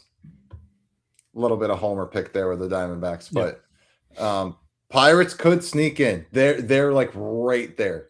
Diamondbacks 49, 47, Pirates 50 and 47, Cardinals are 50 and 45, so they have a couple more games in hand. Yeah, I mean, they're there. They could sneak in for sure. Mr. Clams, Pirates are making the playoffs. Stamp it. Wow. I like the confidence. Yep. Curtis says they miss it with a winning record. It would be terrible. That could be possible too. First time the Pirates have a winning record since 1901. and obviously a joke, but yeah. I mean, and the Pirates don't come out of the break with a great schedule. They're at Cleveland, at the Yankees, home for the Cubs, home for the D-backs. They're at the Reds. They're at the Brewers for 4, home for the Mets, at the Marlins, home for the Red Sox, home for the Tigers, at the Dodgers, at the Padres, at the Cardinals. They've got a schedule in front of them. That's a road trip and a half too. Out to LA, down to San Diego, then to St. Louis. Ugh. Yeah. Yeah, and that's after being home. And then you fly out to the West Coast and work your way back. Yeah. So, I mean, that's not an easy schedule. Yeah. Another great question, Ivan. Moving to the Padres. Looked like they were ready to take out the Dodgers. Now they stink. Do they trade Mason Miller? Does Manny Machado give up his no trade clause to play for a contender? 15 years in, no ring. He has an outside chance at Cooperstown, but he's 34. No ring couldn't happen to a better guy. Yeah, shucks. I think the only movable piece there is Mason Miller. He is the only one, to me, in my eyes, anything worth value. I don't think anybody wants Manny Machado. I could be wrong, but and I don't know if there's a team that necessarily needs that contract or puts them over the hump. Yeah, I don't think teams are banging down the door of the Padres saying, please trade us Manny Machado. I don't think a lot of teams would be that interested in him. No, I agree. So, yeah, I'm with you. I think the Padres just stay the course. I don't think they make a big splash, and if they do, it is trading Mason Miller, which is crazy, right? They sold the farm to get Mason Miller to just turn him around in a year and a half would be the most Padre thing ever. Yeah. So, yeah, I mean, Fernando Tatis he's hitting 277 with 5 home runs. Not exactly good power numbers, but a good average. You've got Manny Machado, who's now up to 203.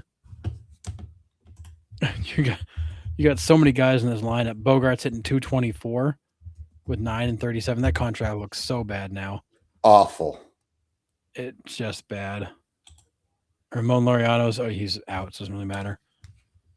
Just, Castellanos hitting 191. That trade looks like a disaster. Shocker. They haven't DFA'd him yet?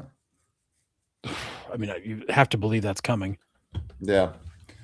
Even so, Mark said Michael King, right? I mean, King could be a movable piece. That's $25 million a year, man.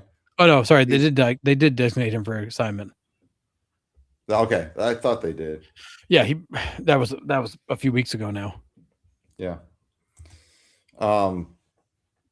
Yeah, Michael King's got the 3-year extension he signed this offseason. So 26, 27, and he's owed $5 million base this year, cash value 17 million, and then it jumps up 32 million, 34 million, 27 and 28. I don't know if any. Which contract is that? Michael King. Oh yeah, no, when he signed back there, it made no sense for anybody to match that deal. Yeah.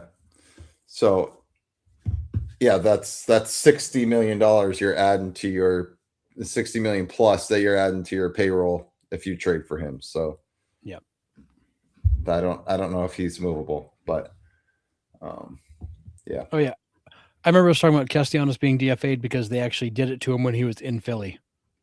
Oh, that's right. The Padres DFA'd him on the road in Philly. That's right. There was one more team I was gonna bring up, and I lost it.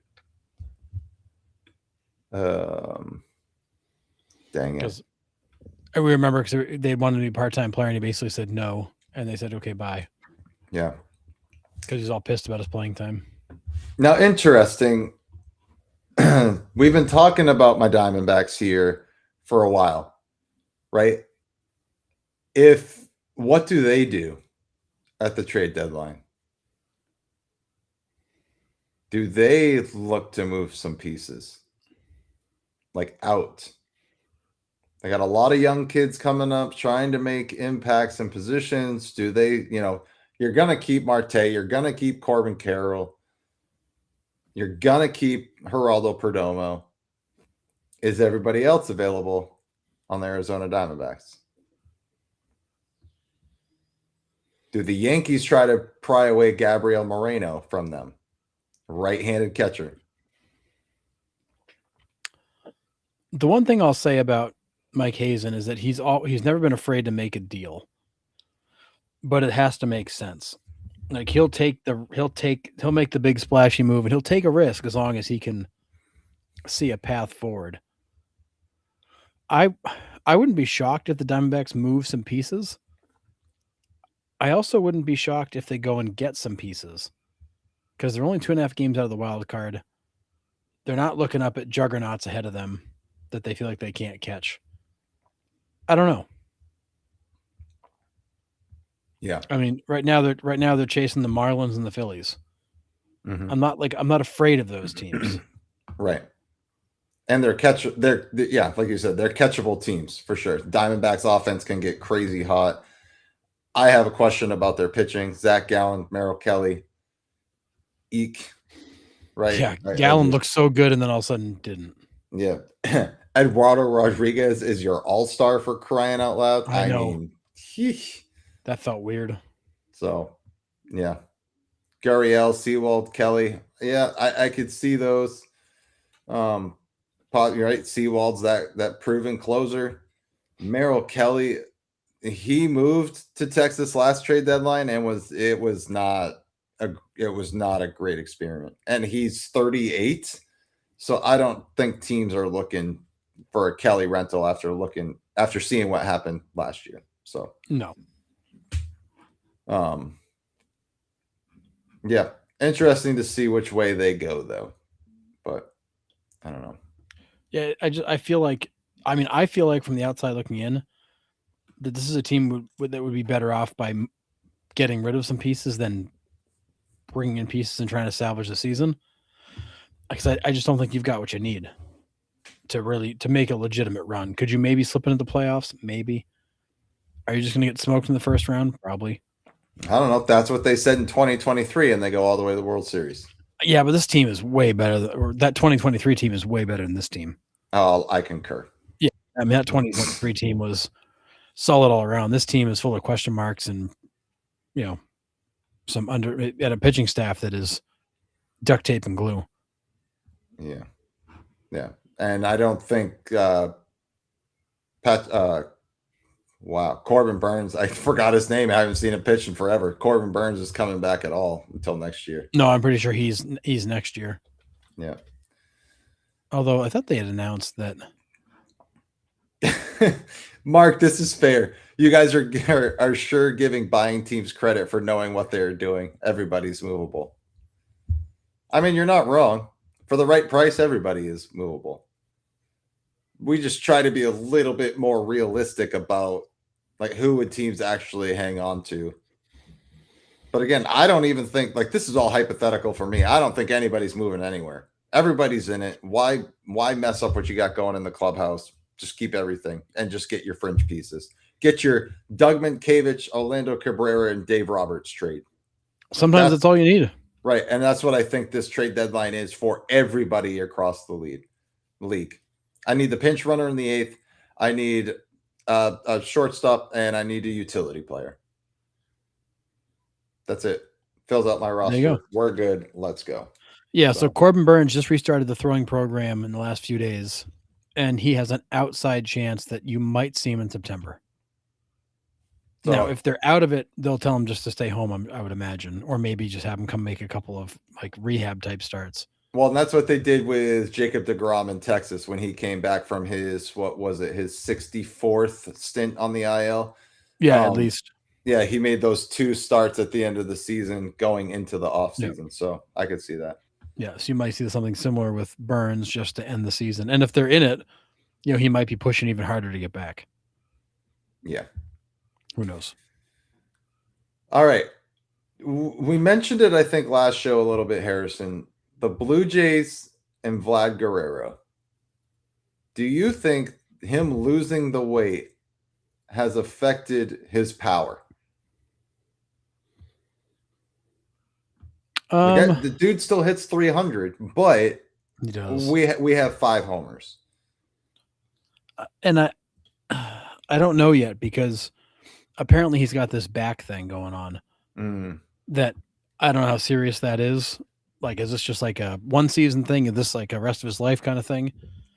So I don't know that we've seen a healthy version of him to know the difference.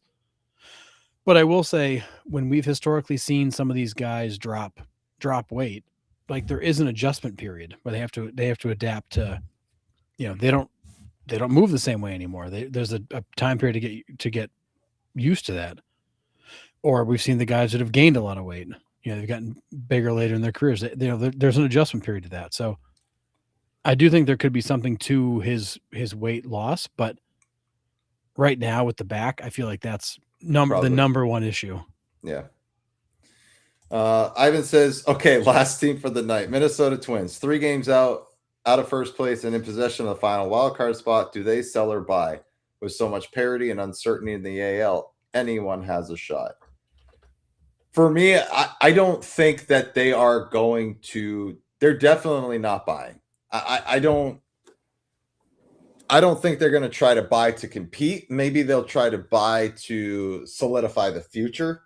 I don't think they're going to buy to make a legitimate run. I think it would be cool if they did, because again, like the Cardinals, everybody counted them out, right? They had the AA and AAA team up at the end of last year because last deadline, they were like, here, open doors, GMs, come and get whoever you want. You can just take them, right? I mean, they unloaded last year. So I think if anything, even if they are in it, I would see pieces get moved out of Minnesota, because I think they're building for the future with the young kids that they got up and Byron Buxton. I think they're going to, I think Jeffers, his name's been, I mentioned him earlier. I think he's on the block. I think the Twins would sell before they buy. What are your feelings on them?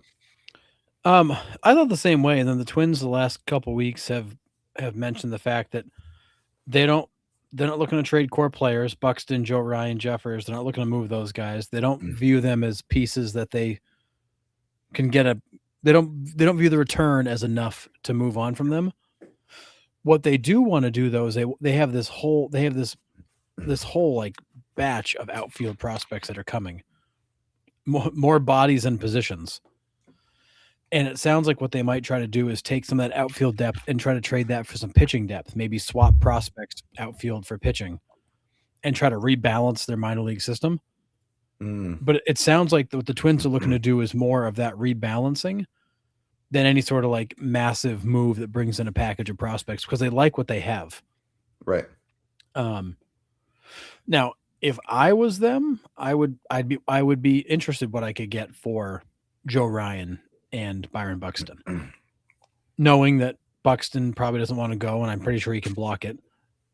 But I'd like to know that, because if it's compelling, I'd like to go sit down with him and say, like, okay, here's the option for you, Byron. Like, we can ship you to Seattle in a deal that makes sense for us. What do you think? And let him decide if he wants to make that move. But it sounds like they're not looking to trade the veterans. It looks like they're more just trying to rebalance some of the young talent and make some swaps. Because they still view this as we're building. We're still in building mode. You know, the fact they're in contention is like a bonus. Right. But we're not going to veer off our plan. Like, we are in building mode.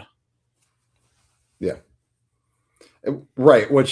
So they're not buying or selling. They're just going to make moves that make sense for them, which I totally get. Yeah. Totally. And I mean, I think you remain open to, if a really good deal floats by, maybe you jump at it, but they are very much committed to what they've started. Yeah.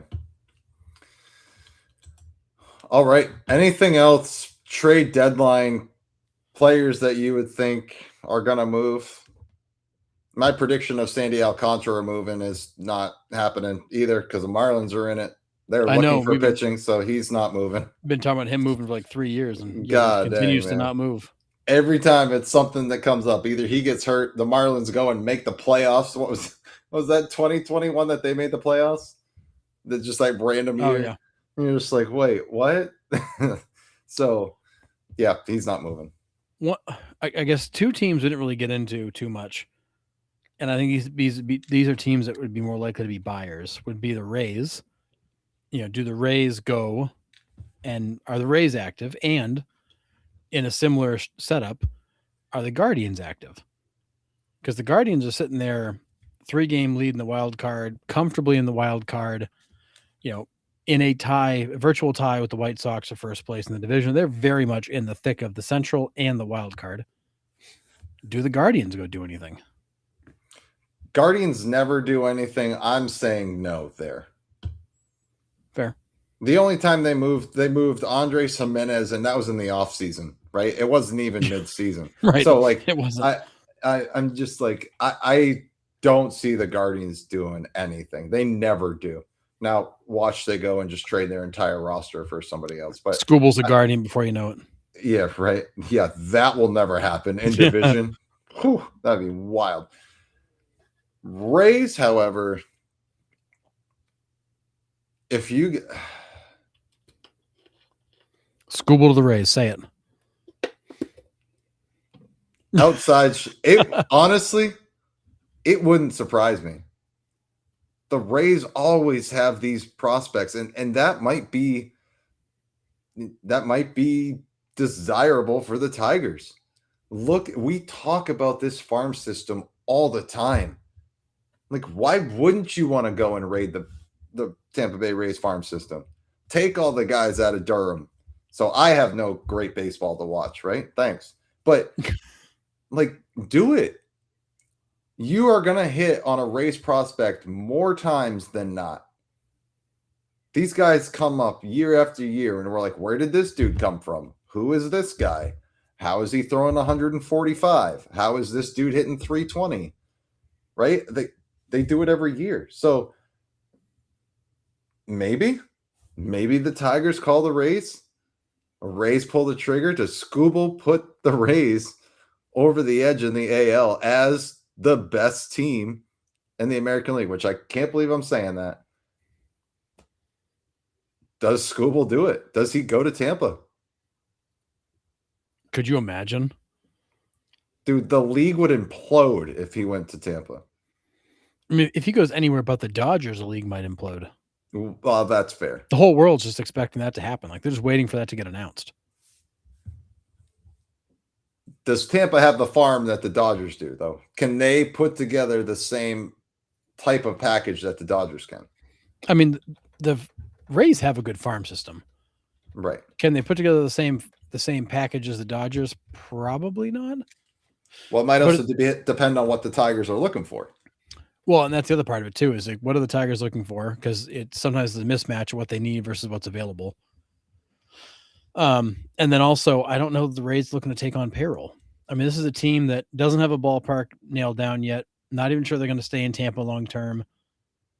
It's an ownership change happening. Like, it's a really bad time for them to try to be making a bunch of moves.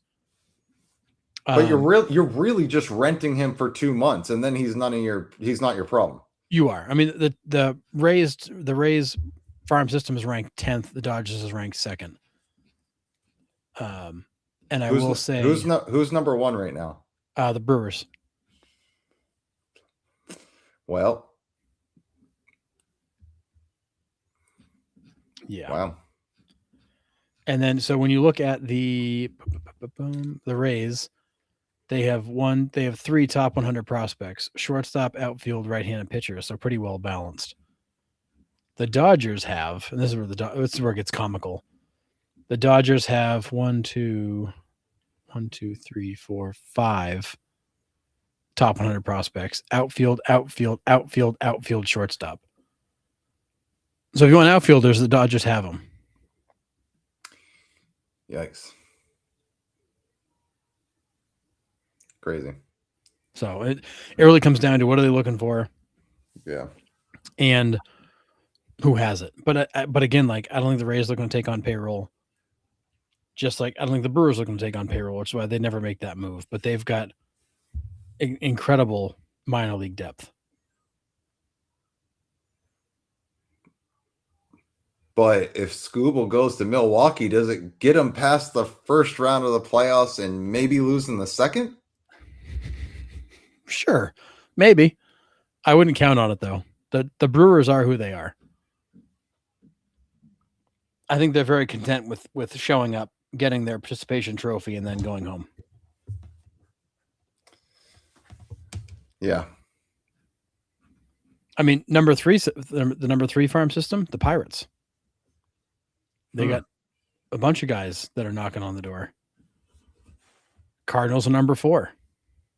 They've added a lot of these guys lately too. Yeah. Yep, that's Chaim Bloom for you. That will be number 1 in 2 years. Yeah. Yeah. The funny thing is the Mets are ranked 7, but all 4 of their top 100 prospects are on the team right now.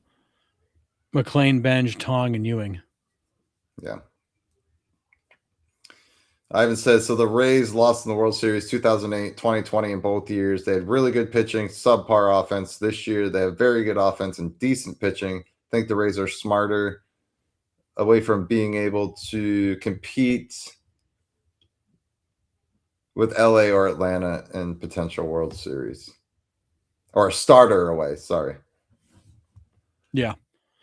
Yeah, I mean that Rays team again, like they're sitting at 56 and 38, a plus 32 run differential. Their offense, both their offense and their pitching are good. They're kind of middle-ish of the pack. What's interesting though is their expected win loss is 50 and 44. So they've actually played 6 games better than expected. So they've definitely had luck on their side. Yeah. Yeah, I don't know. It's hard to believe in the Rays because they've done this for a while, right? They're incredible in the first half, and then they just kind of fade off. But I think it might be different. We might be looking at a different type of team here. So I don't know. Yeah. We'll see. And does this new ownership group, do they want to push and make a splash? Are they going to be pushing behind the scenes to keep moving things along? I don't know. Yeah.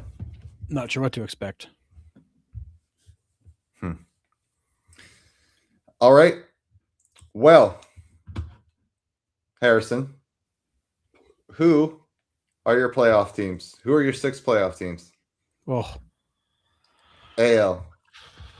No, let's start in the NL because it might be easier. Yeah, I think the NL's a lot easier. So it's obvious. Division winners, I'm going Braves, Brewers, Dodgers. My wild cards, I'm taking the Phillies, I'm taking the Cubs, and I'm gonna take the Marlins because I said it early. I said in our early prediction show, I thought the Marlins had a shot. I'm gonna stick with them. Okay. Yeah, I'm with you. I think it's oh man. I'm gonna get some heat for this, but I think it's Phillies, Brewers, Dodgers, obviously. I think the Phillies leapfrog the Braves here. Braves are gonna get hurt. They just are. Sorry. Austin Riley, like I was talking to Jason Wood the other day, and he goes, Austin Riley's forgotten how to play baseball. It's not great. So I'm gonna say the Phillies leapfrog the Braves there, Brewers, Dodgers. But Braves obviously are still gonna make the playoffs here. But I'm with you. Braves and Marlins. I think the Cubs go on a 10-game losing streak to end the year, and the Pirates sneak in. Nice. That's my out of left field prediction for the National League. Totally possible. All right. AL, do you want to just draw names on a hat or spin it? Yeah, I mean, in the AL, to me, there's probably 3 or 4 teams I feel comfortable are going to make it. And, well, really, it's the West. I have no idea what the hell to make of the West. None of them make it. For me, it's Rays and Yankees coming out of the East, White Sox, Guardians coming out of the Central. Somebody has to win the West. I think it'll be Seattle when all is said and done. And then I think the Astros sneak in. I'll take them as my other team.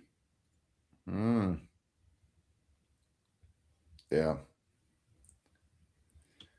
I'll go Rays and Yankees. I think that's kind of a no-brainer there. Yankees got people coming back. The Rays are going to be there.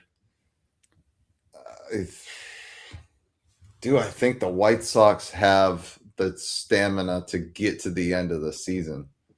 That's my question there. I mean, I'm still not convinced they do, but I'm going for it. Yeah, I think I am too. But like, what worries me in the Central last year, the Tigers were up by what 15 games with 16 to play, and they lost it. Yeah, but reality caught up with them, and as we're seeing this year, the second half Tigers of last year is who they are because that's who they are this year. Yeah, I agree. So sure, I'll go White Sox there. I'll go.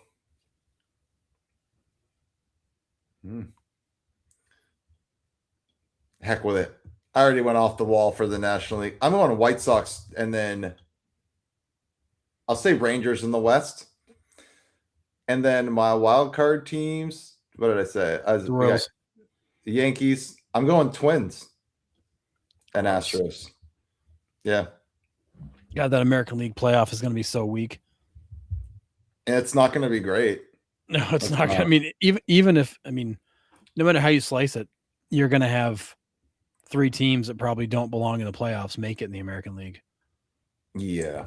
Like no That's the bit sad part. like worse than the Cincinnati Reds of last year. Yeah, it's bad. Yeah. It's bad. So World Series matchup.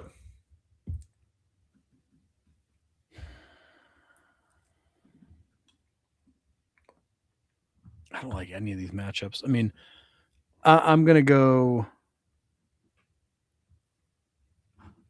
It's probably Yankees Dodgers again. But I don't want to pick that. That makes me want to throw up. Makes my whole body hurt. I will go. I mean, it's the Yankees out of the AL for me. There's no way around that. But I'm going to say the Brewers take the NL. Miz is going to pitch 3 times in a 7-game series, shut the Dodgers down. He's going to go Yamamoto on them, That'd be and sick. the Brewers win. I'd be all for that and pulling for it. But I'm with Ivan. This was my prediction. Yankees, Phillies, and the Phillies window is shut. And they don't win. They finally get there, and then they get swept in 4 games. You've got the Yankees winning? Yeah. Either one of those is gross for me. But yeah, they're both gross. They're both icky. But the Phillies to me at this moment are more icky than the Yankees, which is crazy for me to say. Yeah. Maybe it's the guys in the chat making me soft with my Yankees hatred, but it's the Phillies are more ick to me than the Yankees are. There's something about them, the fans. I would love for those fans to just get absolutely kicked right between the legs as hard as possible. Imagine that you finally make the World Series, you got a shot, and the Yankees literally 10-run rule you 4 games and go home. Bye. Imagine that. It'd be incredible. I mean, I don't see it either, Silix, but I would honestly, like, come on now. But reality pick, real talk, it's Yankees Dodgers, and I hate that because it's such the chalk pick. But realistically, I think that's what it is. The Yankees Dodgers. Yeah. I think my preseason pick was Yankees Braves. I still think the Braves could be that team. They just got to get healthy and they got to get rolling again. They deserve eternal heartbreak. And that's what I was going for, yeah. Ivan. Ivan, Phillies fans are the worst. They deserve eternal heartbreak. Yeah. Yeah, I think my preseason pick was Red Sox Dodgers rematch of 2018, but that's not going to happen. Sometimes we're just wrong. Yeah, the Dodgers have no shot at the World Series, so no. Yeah. But they're just running away with the NL right now. Yeah. They've lost 3 in a row and they've still got the best record in baseball by at least a couple games. Yeah. Judge gets the ring, I might break down. I mean, honestly, like the dude deserves one. He's led that team for a while. If he could just catch the ball, they might already have one. Oh, ouch. Oh, stinger. Ouch. Now we're gonna get a bad review, Harrison. Thanks. Man. But yeah, if the Yankees get everybody back, it's game over. I don't see any of these other teams getting hot enough or sustain an offense or pitching for that matter, right? I mean, Mariners are the closest pitching staff, but they clearly don't have the offense. No, so, it's not even up for debate. Yankees are the best all-around team by far. Garrett Crochet is not walking through that door for the Red Sox, so they're out, right? Orioles trash, Blue Jays trash. Listen, a lot of things can pivot at the trade deadline, but at this moment, if the Yankees get everybody back, they're the best all-around team in the AL, hands down, not even close. And we all know about the NL. But is there any other team that can realistically knock the Dodgers off? Who has the best chance to knock them off? Like matchup wise, lineup wise. I think there's only 3 teams that could possibly pull it off. It's the Brewers because they play such sound baseball. They won't beat themselves. You'll have to beat them. And the Brewers played the Dodgers really tough last year. Those were nothing but close games. Yeah. So I think the Brewers could do it. I think the Braves could do it. And I think the Yankees could do it. I don't think there's any other team. I mean, granted, it's baseball, and I mean anything could happen, but I think those are the only 3 teams that legitimately could go toe to toe with the Dodgers and stand a chance. I mean, Now, for all intents and purposes, this should be a three-peat. That Dodgers team is so complete that it's not even funny. yeah. I am not trying to be a homer here, but the Diamondbacks, don't let the Diamondbacks make the playoffs and play the Dodgers in the first round, because they could take care of business against them. They're pretty successful against the Dodgers. It's weird. The Diamondbacks absolutely have the Dodgers number, but Because nobody else's. That's what happened in 2023, I believe. The Diamondbacks went in their first series and just Christian Walker mopped the floor with them. Yeah. Because he couldn't keep the ball in the ballpark at Dodger Stadium. That dude was insane at Dodger Stadium. And the Diamondbacks just rolled all over the Diamondbacks that year. So, I mean, the Diamondbacks rolled all over the Dodgers. Yeah. So, I think that's, for me, like, not trying to be a homer. That team could be dangerous if they match up with the Dodgers in the first round. Other than that, I'm with you. It's the Brewers. They play that boring fundamental baseball where they don't beat themselves. So, that's it. Yeah, and the Brewers always play the Dodgers tough, and in games like that, you need a break. You need a call to go your way, a break to go your way, a blue pit. You know, a double play doesn't get turned. Like, those are the margins you're living in. Yeah. Yeah, Ivan says Brewers, Braves, Phillies, only teams with a chance to the NL pennant. Silix thinks the Phillies too. So, yeah. And the Phillies have the rotation. They do. Sanchez, Wheeler. I don't believe in that offense. Every time you need them, they don't show up in the playoffs. They're just a no-show every freaking year. Yeah. Because like last year, the Phillies pitched well in the playoffs. They didn't score any freaking runs. No, they didn't. They scored a bunch of nothing. Yep. Scott says, be a homer if it means the Dodgers are losing. Fair. Yeah, I mean, I think it's at this point, like, I think everybody's of the opinion of it's everybody against the Dodgers. Like, fans just want to see the Dodgers not win again. Yeah. Curtis respects the Rays. They have our number this year. Out of 13 games, they've won 6 so far. And Ivan, right behind that, another Yankees fan. If the Rays get Skubal, you know, it could change. It could change a lot of things. So, wouldn't that be wild? We're going to have to revisit this on August 3rd. What day is August 3rd on? That's a great question. It is a Monday. Weird. A Monday night. I think they do Mondays because it's usually it's an off day for a lot of teams. Yeah. So maybe we'll have to do a special trade deadline show and kind of recap everything real quick.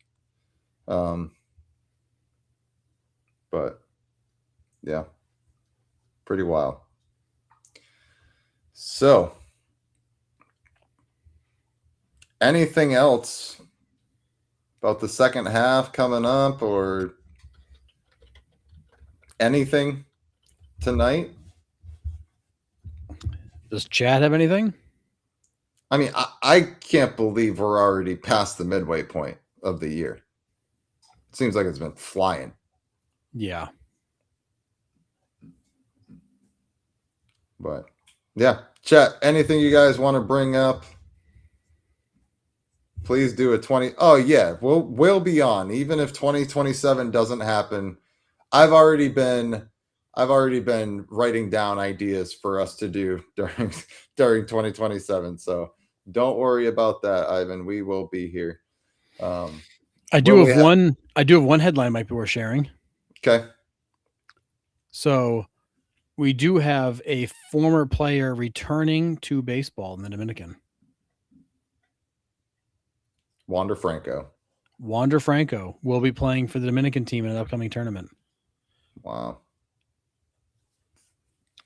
So he is stepping back into baseball. He did receive a pardon because it was determined he was the victim of extortion and blackmail by the minor's mother. So it sounds like he is free and clear. This whole thing is done.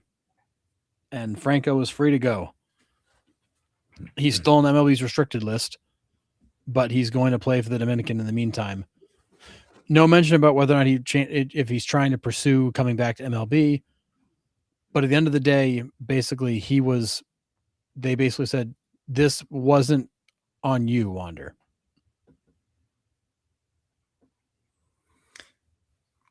Okay. I mean, I get it. Like, he was extorted for a crazy amount of cash. Like, I get it. Yep.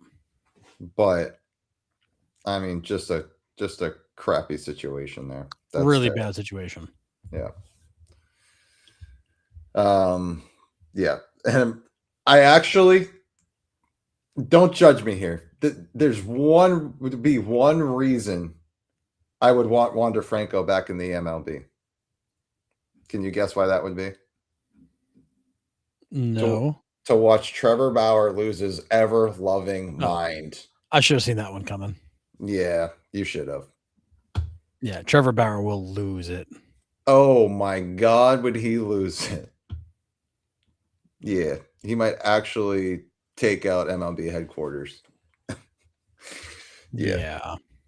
But that would be the only way I'd want him back. But will we have baseball next year? Ivan, I hate being a pessimist. I think at best we have a COVID season. That's the way we're looking at it right now. We are miles apart. It's not great. Did you see, though, that MLB is releasing the skeleton of a schedule for next year? Opening day is set to happen on March 24th. It just keeps getting earlier and earlier, man. Earliest opening day ever. God, it was this year too. It'll be a Netflix opening night, kind of like this past year. Gracious. Second half award predictions. Yeah, I'm with you. Alvarez MVP of the AL. I think that is a no-brainer. Cam Schlittler for Cy Young. No arguments for me.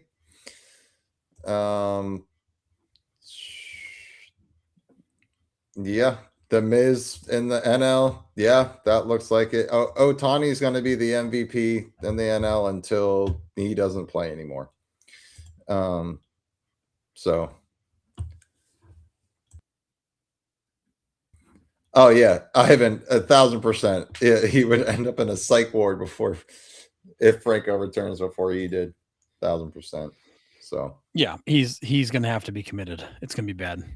Yeah, I'm with you, Ivan. There's no way we're going to see a salary cap. There's no way.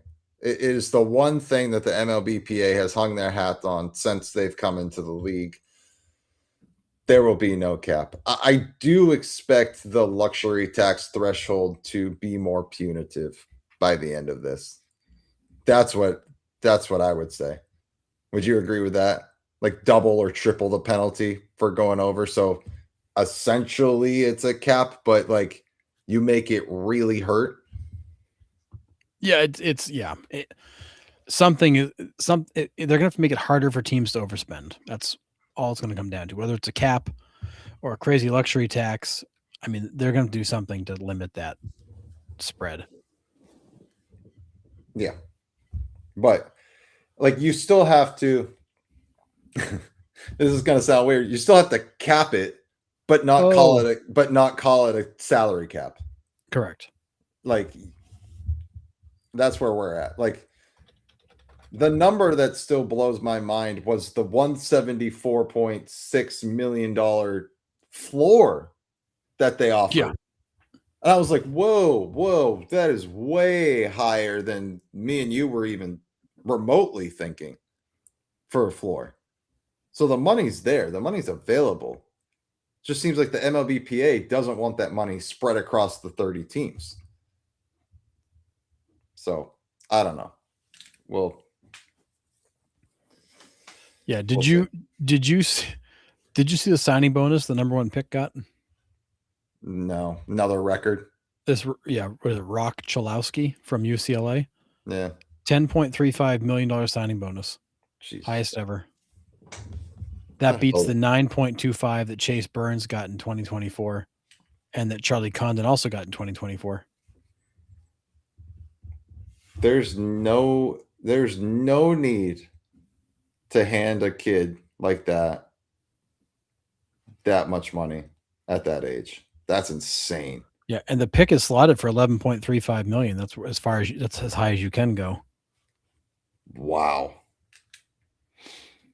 11.35 million at what, 19? What is he, 20 or 21 if he's out of college? Out of college, probably 2021. Yep. The largest guarantee in draft history was Steven Strasburg. He got a 4-year, $15.1 million contract when he came out. Only $7.5 million of signing bonus. This kid is nasty, but my lord. Yeah. That's a lot of money to give a kid who's, probably never going to see a major league field. Right. That's the thing. Like the odds are so low. Rock Chalowski. Yeah, Chalowski. Yeah. There's too many O's. Silix, Miguel Vargas, most underappreciated player in the league. Dude's numbers are amazing, and no one talks about him ever. That White Sox team right now, I think last time I checked, they were third in the league in homers. I think in team homers. They had 2 or 3 guys. I mean, Colson Montgomery's got 22 bombs already. Murakami's got the 20. Vargas is up there.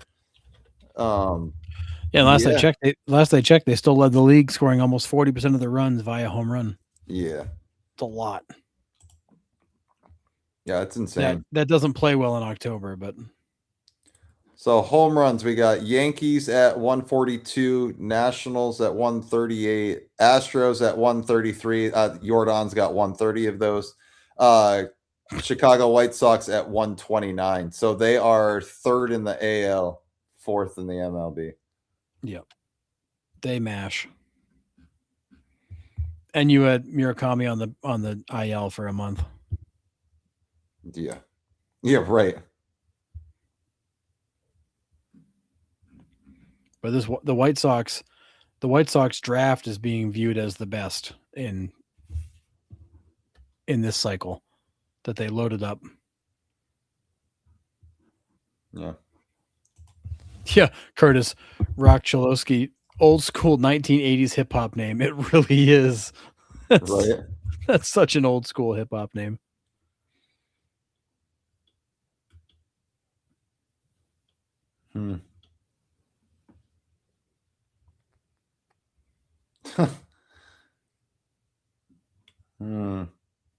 Just looking at a report. I mean, Yahoo Sports would take it as you want. So it's made up. Yeah, probably. But rumors that Jarren Duran could be moved for Francisco Lindor. Yeah, right. There's no way. I mean, it wouldn't be straight up, obviously, but no. But the Red Sox take on that contract, sweet. I mean, that would be crazy. I mean, Breslow's done worse. But no, I agree. That's dumb. Well, and Stearns has done worse too, I guess. So, yeah, there's no way. Yeah, but we'll see. I mean, we're what 3 weeks away from the deadline. We're going to see a lot of teams get real about who they are here fast.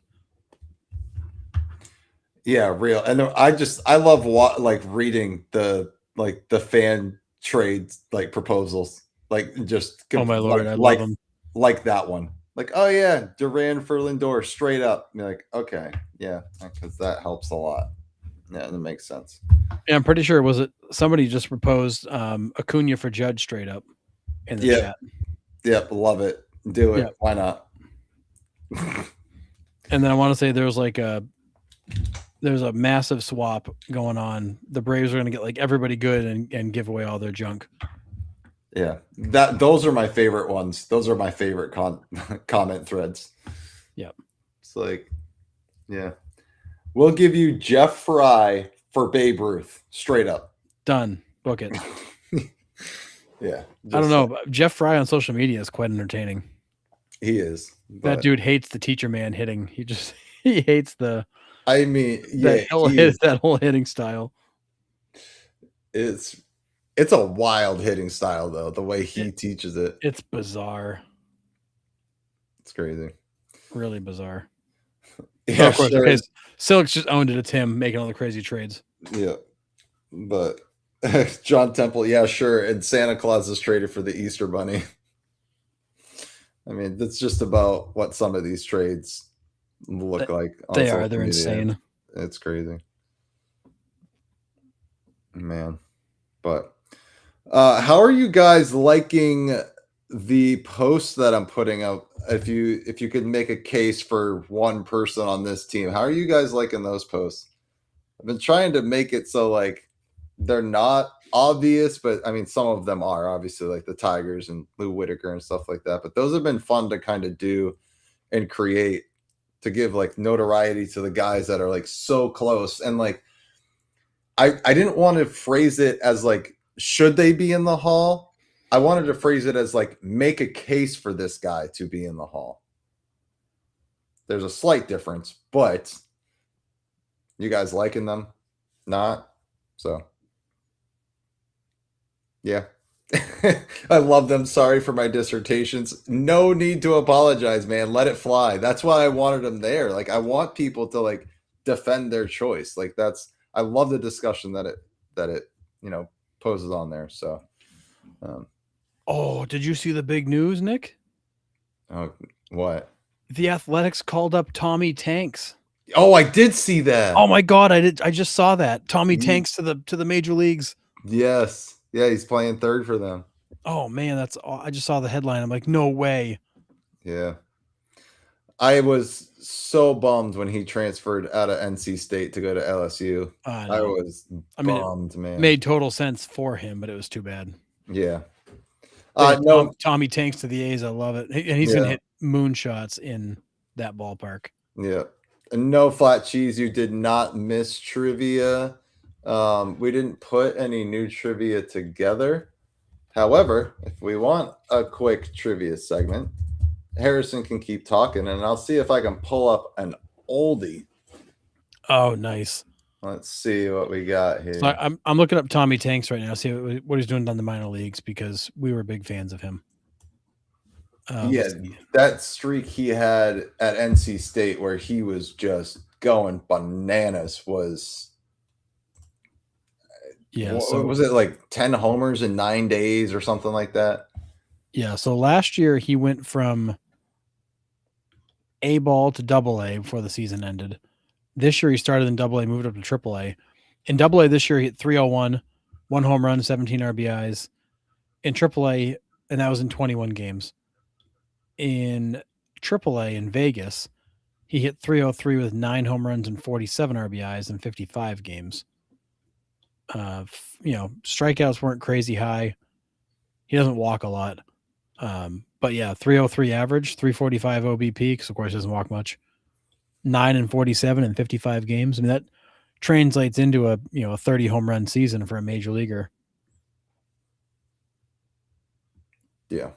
I mean, he was pretty well terrorizing the Pacific Coast League, which who was it? Clint Hurdle that talked about the Pacific Coast League being a hitters league? Somebody did.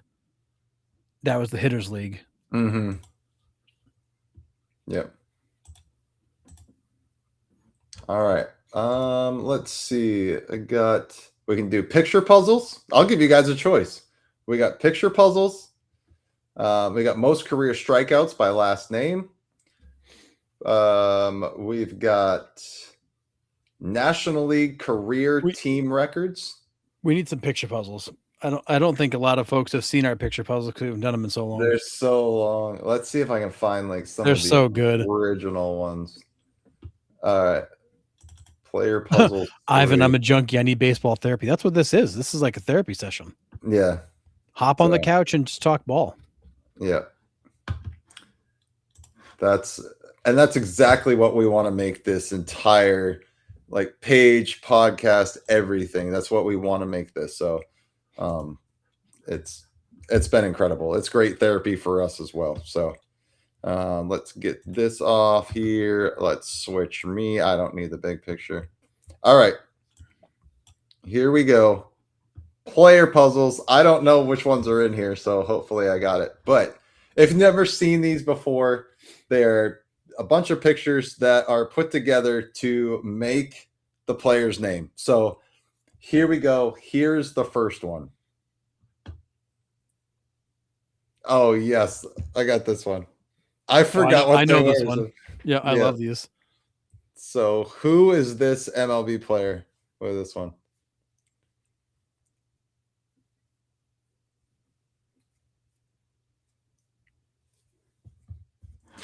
I love that y'all don't have to have mods because everyone is respectful other than, and that's the best part is like, we've kind of focused on really trying to like be respectful and like understand everybody's takes. And that's what makes it fun for me is like, I can put myself in a Yankees fan's shoes or a Braves fan's shoes and like try to see what they're seeing. And like baseball's so unique that everybody perceives it, takes it in differently, that like your take's not wrong. My take's not wrong. That's just how you perceive it. So yes, Ivan, it is Ken, Kim, and Itty. Yeah. So Kendall, Cam, and they're knitting with T. So yep, nice job, Ivan. Ken, Kim, and Itty. Next one. Oh, took me. I made these and it took me a minute to do this one. Yeah, this is a good one. We actually talked about him earlier too. Yep, we did. Yep, Silas got it too. Nice. Yeah, these were always fun. God, this had to have been 3 years ago. Oh my goodness, easily. I did all these. We've got years worth of trivia because we've been doing trivia at least once a week for 3 years. Easily. Yeah, ever since. Yeah. We'll have to go to the well, maybe on Thursdays we can pull out some of like the archive trivia and share it. Just the old stuff. Some of the other stuff we used to do because we had some other fun things. You had the blurred ones. You like there are so many cool ones we did. Yeah, this is Sandy Alcantara. Yep. Absolutely. Sandy Alcantara. Yep. So nice. All right. Next one.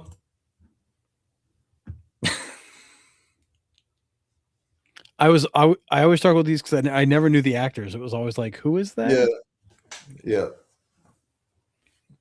Like I obviously because I know what kind of dog it is. I get the right. Like I couldn't tell you who that actor is. I have no idea what their name is.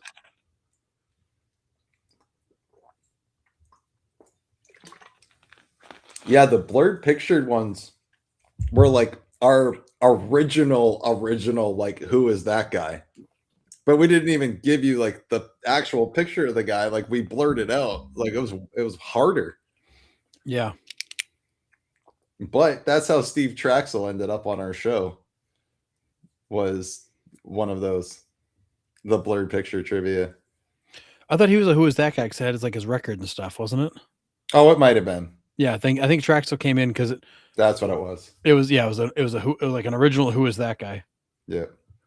Yes, Chris Bassett. Nice job. Yep, Chris Bassett for sure. You can tell how old these are because of how blurry the pictures are too. It's insane. And then also like see guys on teams not on anymore. Yep. All right. How about this one? Oh yeah. It's a great one.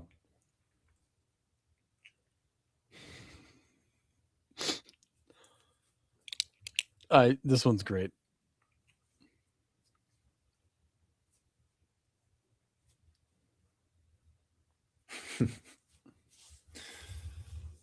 Cow Key DraftKings. I don't get it.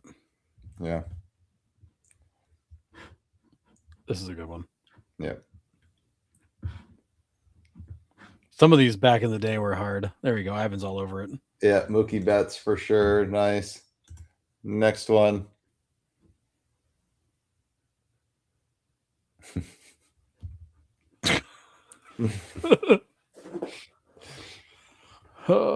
Anytime you can get Full House into the show, it's a good day. Oh yeah, absolutely.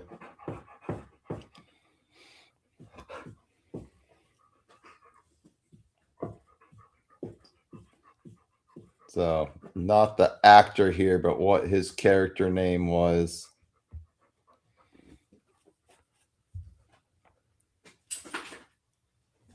And I think I actually pronounced his name wrong in this one. You did. Mm-hmm. Well, because it's what fit. Like you don't. Right. You have to pronounce it wrong for it to. There it is. I Yeah. forgot. Yeah. Tanner Bybee. Yep. Or I thought it was Bibby for the longest time. That's how long ago I did it. Like he had just come up or Yeah, something. he was young, brand new. Yep. Nice job, Tanner Bybee.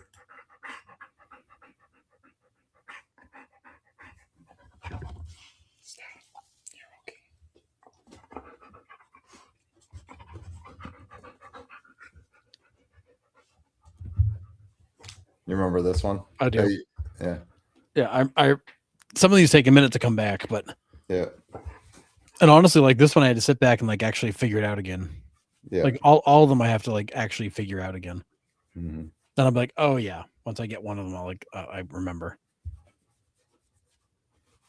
We'll do it. We'll do a few more here, but I don't know who these people Flat are. sheet. I'm with you. I don't know any of their names, but I usually just like figure it out because I'll find something I know. Yeah, work this one backwards. Yeah. Show the dog you can't hide it. All right. Let's see if I can get her up here. I don't know. Ellie, come here. Mick's favorite co-host. Yeah. Come on. Come on. Come here. Come on. Up. Come here. She's got camera fright. Yeah, she's not there. She is. You say hi. You say hi. She comes in every day. So that is. Oh, yeah, there you got John Temple. Got it. It's close enough. It's Bethencourt. So Christian Beth. So it's Beth from Yellowstone, Ann Curry, and a basketball court. So Christian Bethencourt. So, all right. Well, last one here. Yankees fans should get this one.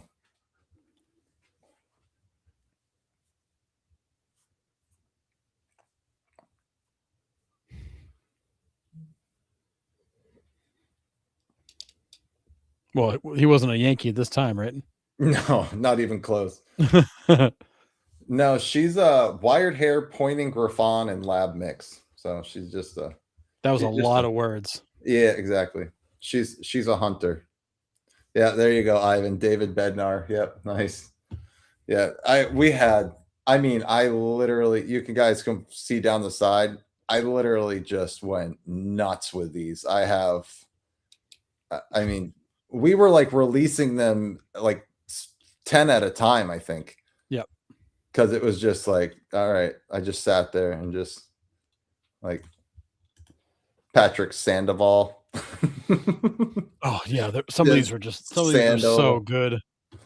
Elton John, Monte Carlo, Stan, and then 1 ton. So Giancarlo Stanton.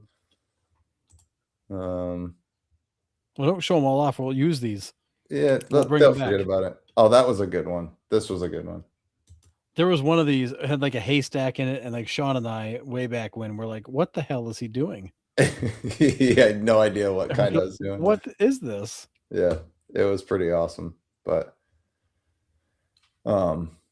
yeah, there's oh, here we go. Let's see if I found him, Harrison. We'll do a couple of these because I found them. Blurred picture trivia. Played from 1981, 1994 with the Twins. 1-time All-Star, 2-time World Series, 293 career home runs, and a first baseman. Who is this guy?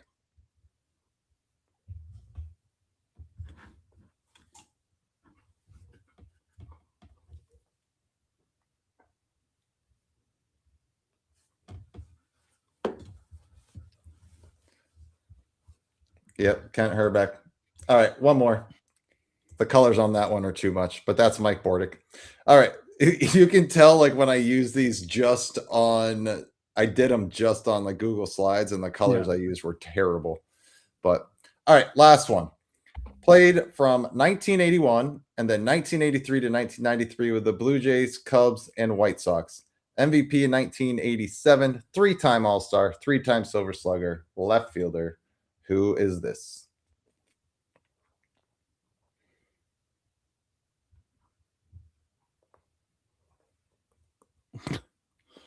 Oh man, these are the ghetto days. We were so early on these, man. It was crazy.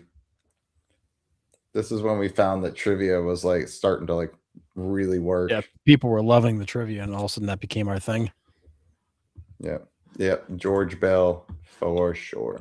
So yeah, so we got tons of those. On Thursdays, we'll kind of relive the glory days, kind of go back through, like I said, the years of trivia at this point. So much trivia. Yeah, so much trivia.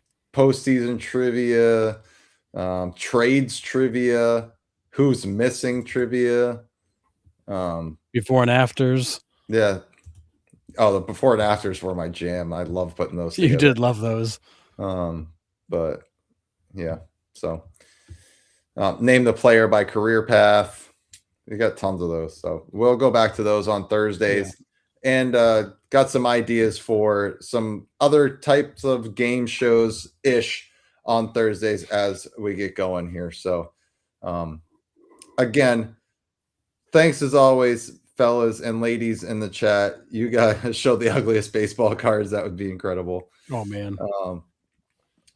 But yeah, thanks again for coming and joining the show with us. Like I say all the time, this is just as much your show as it is ours.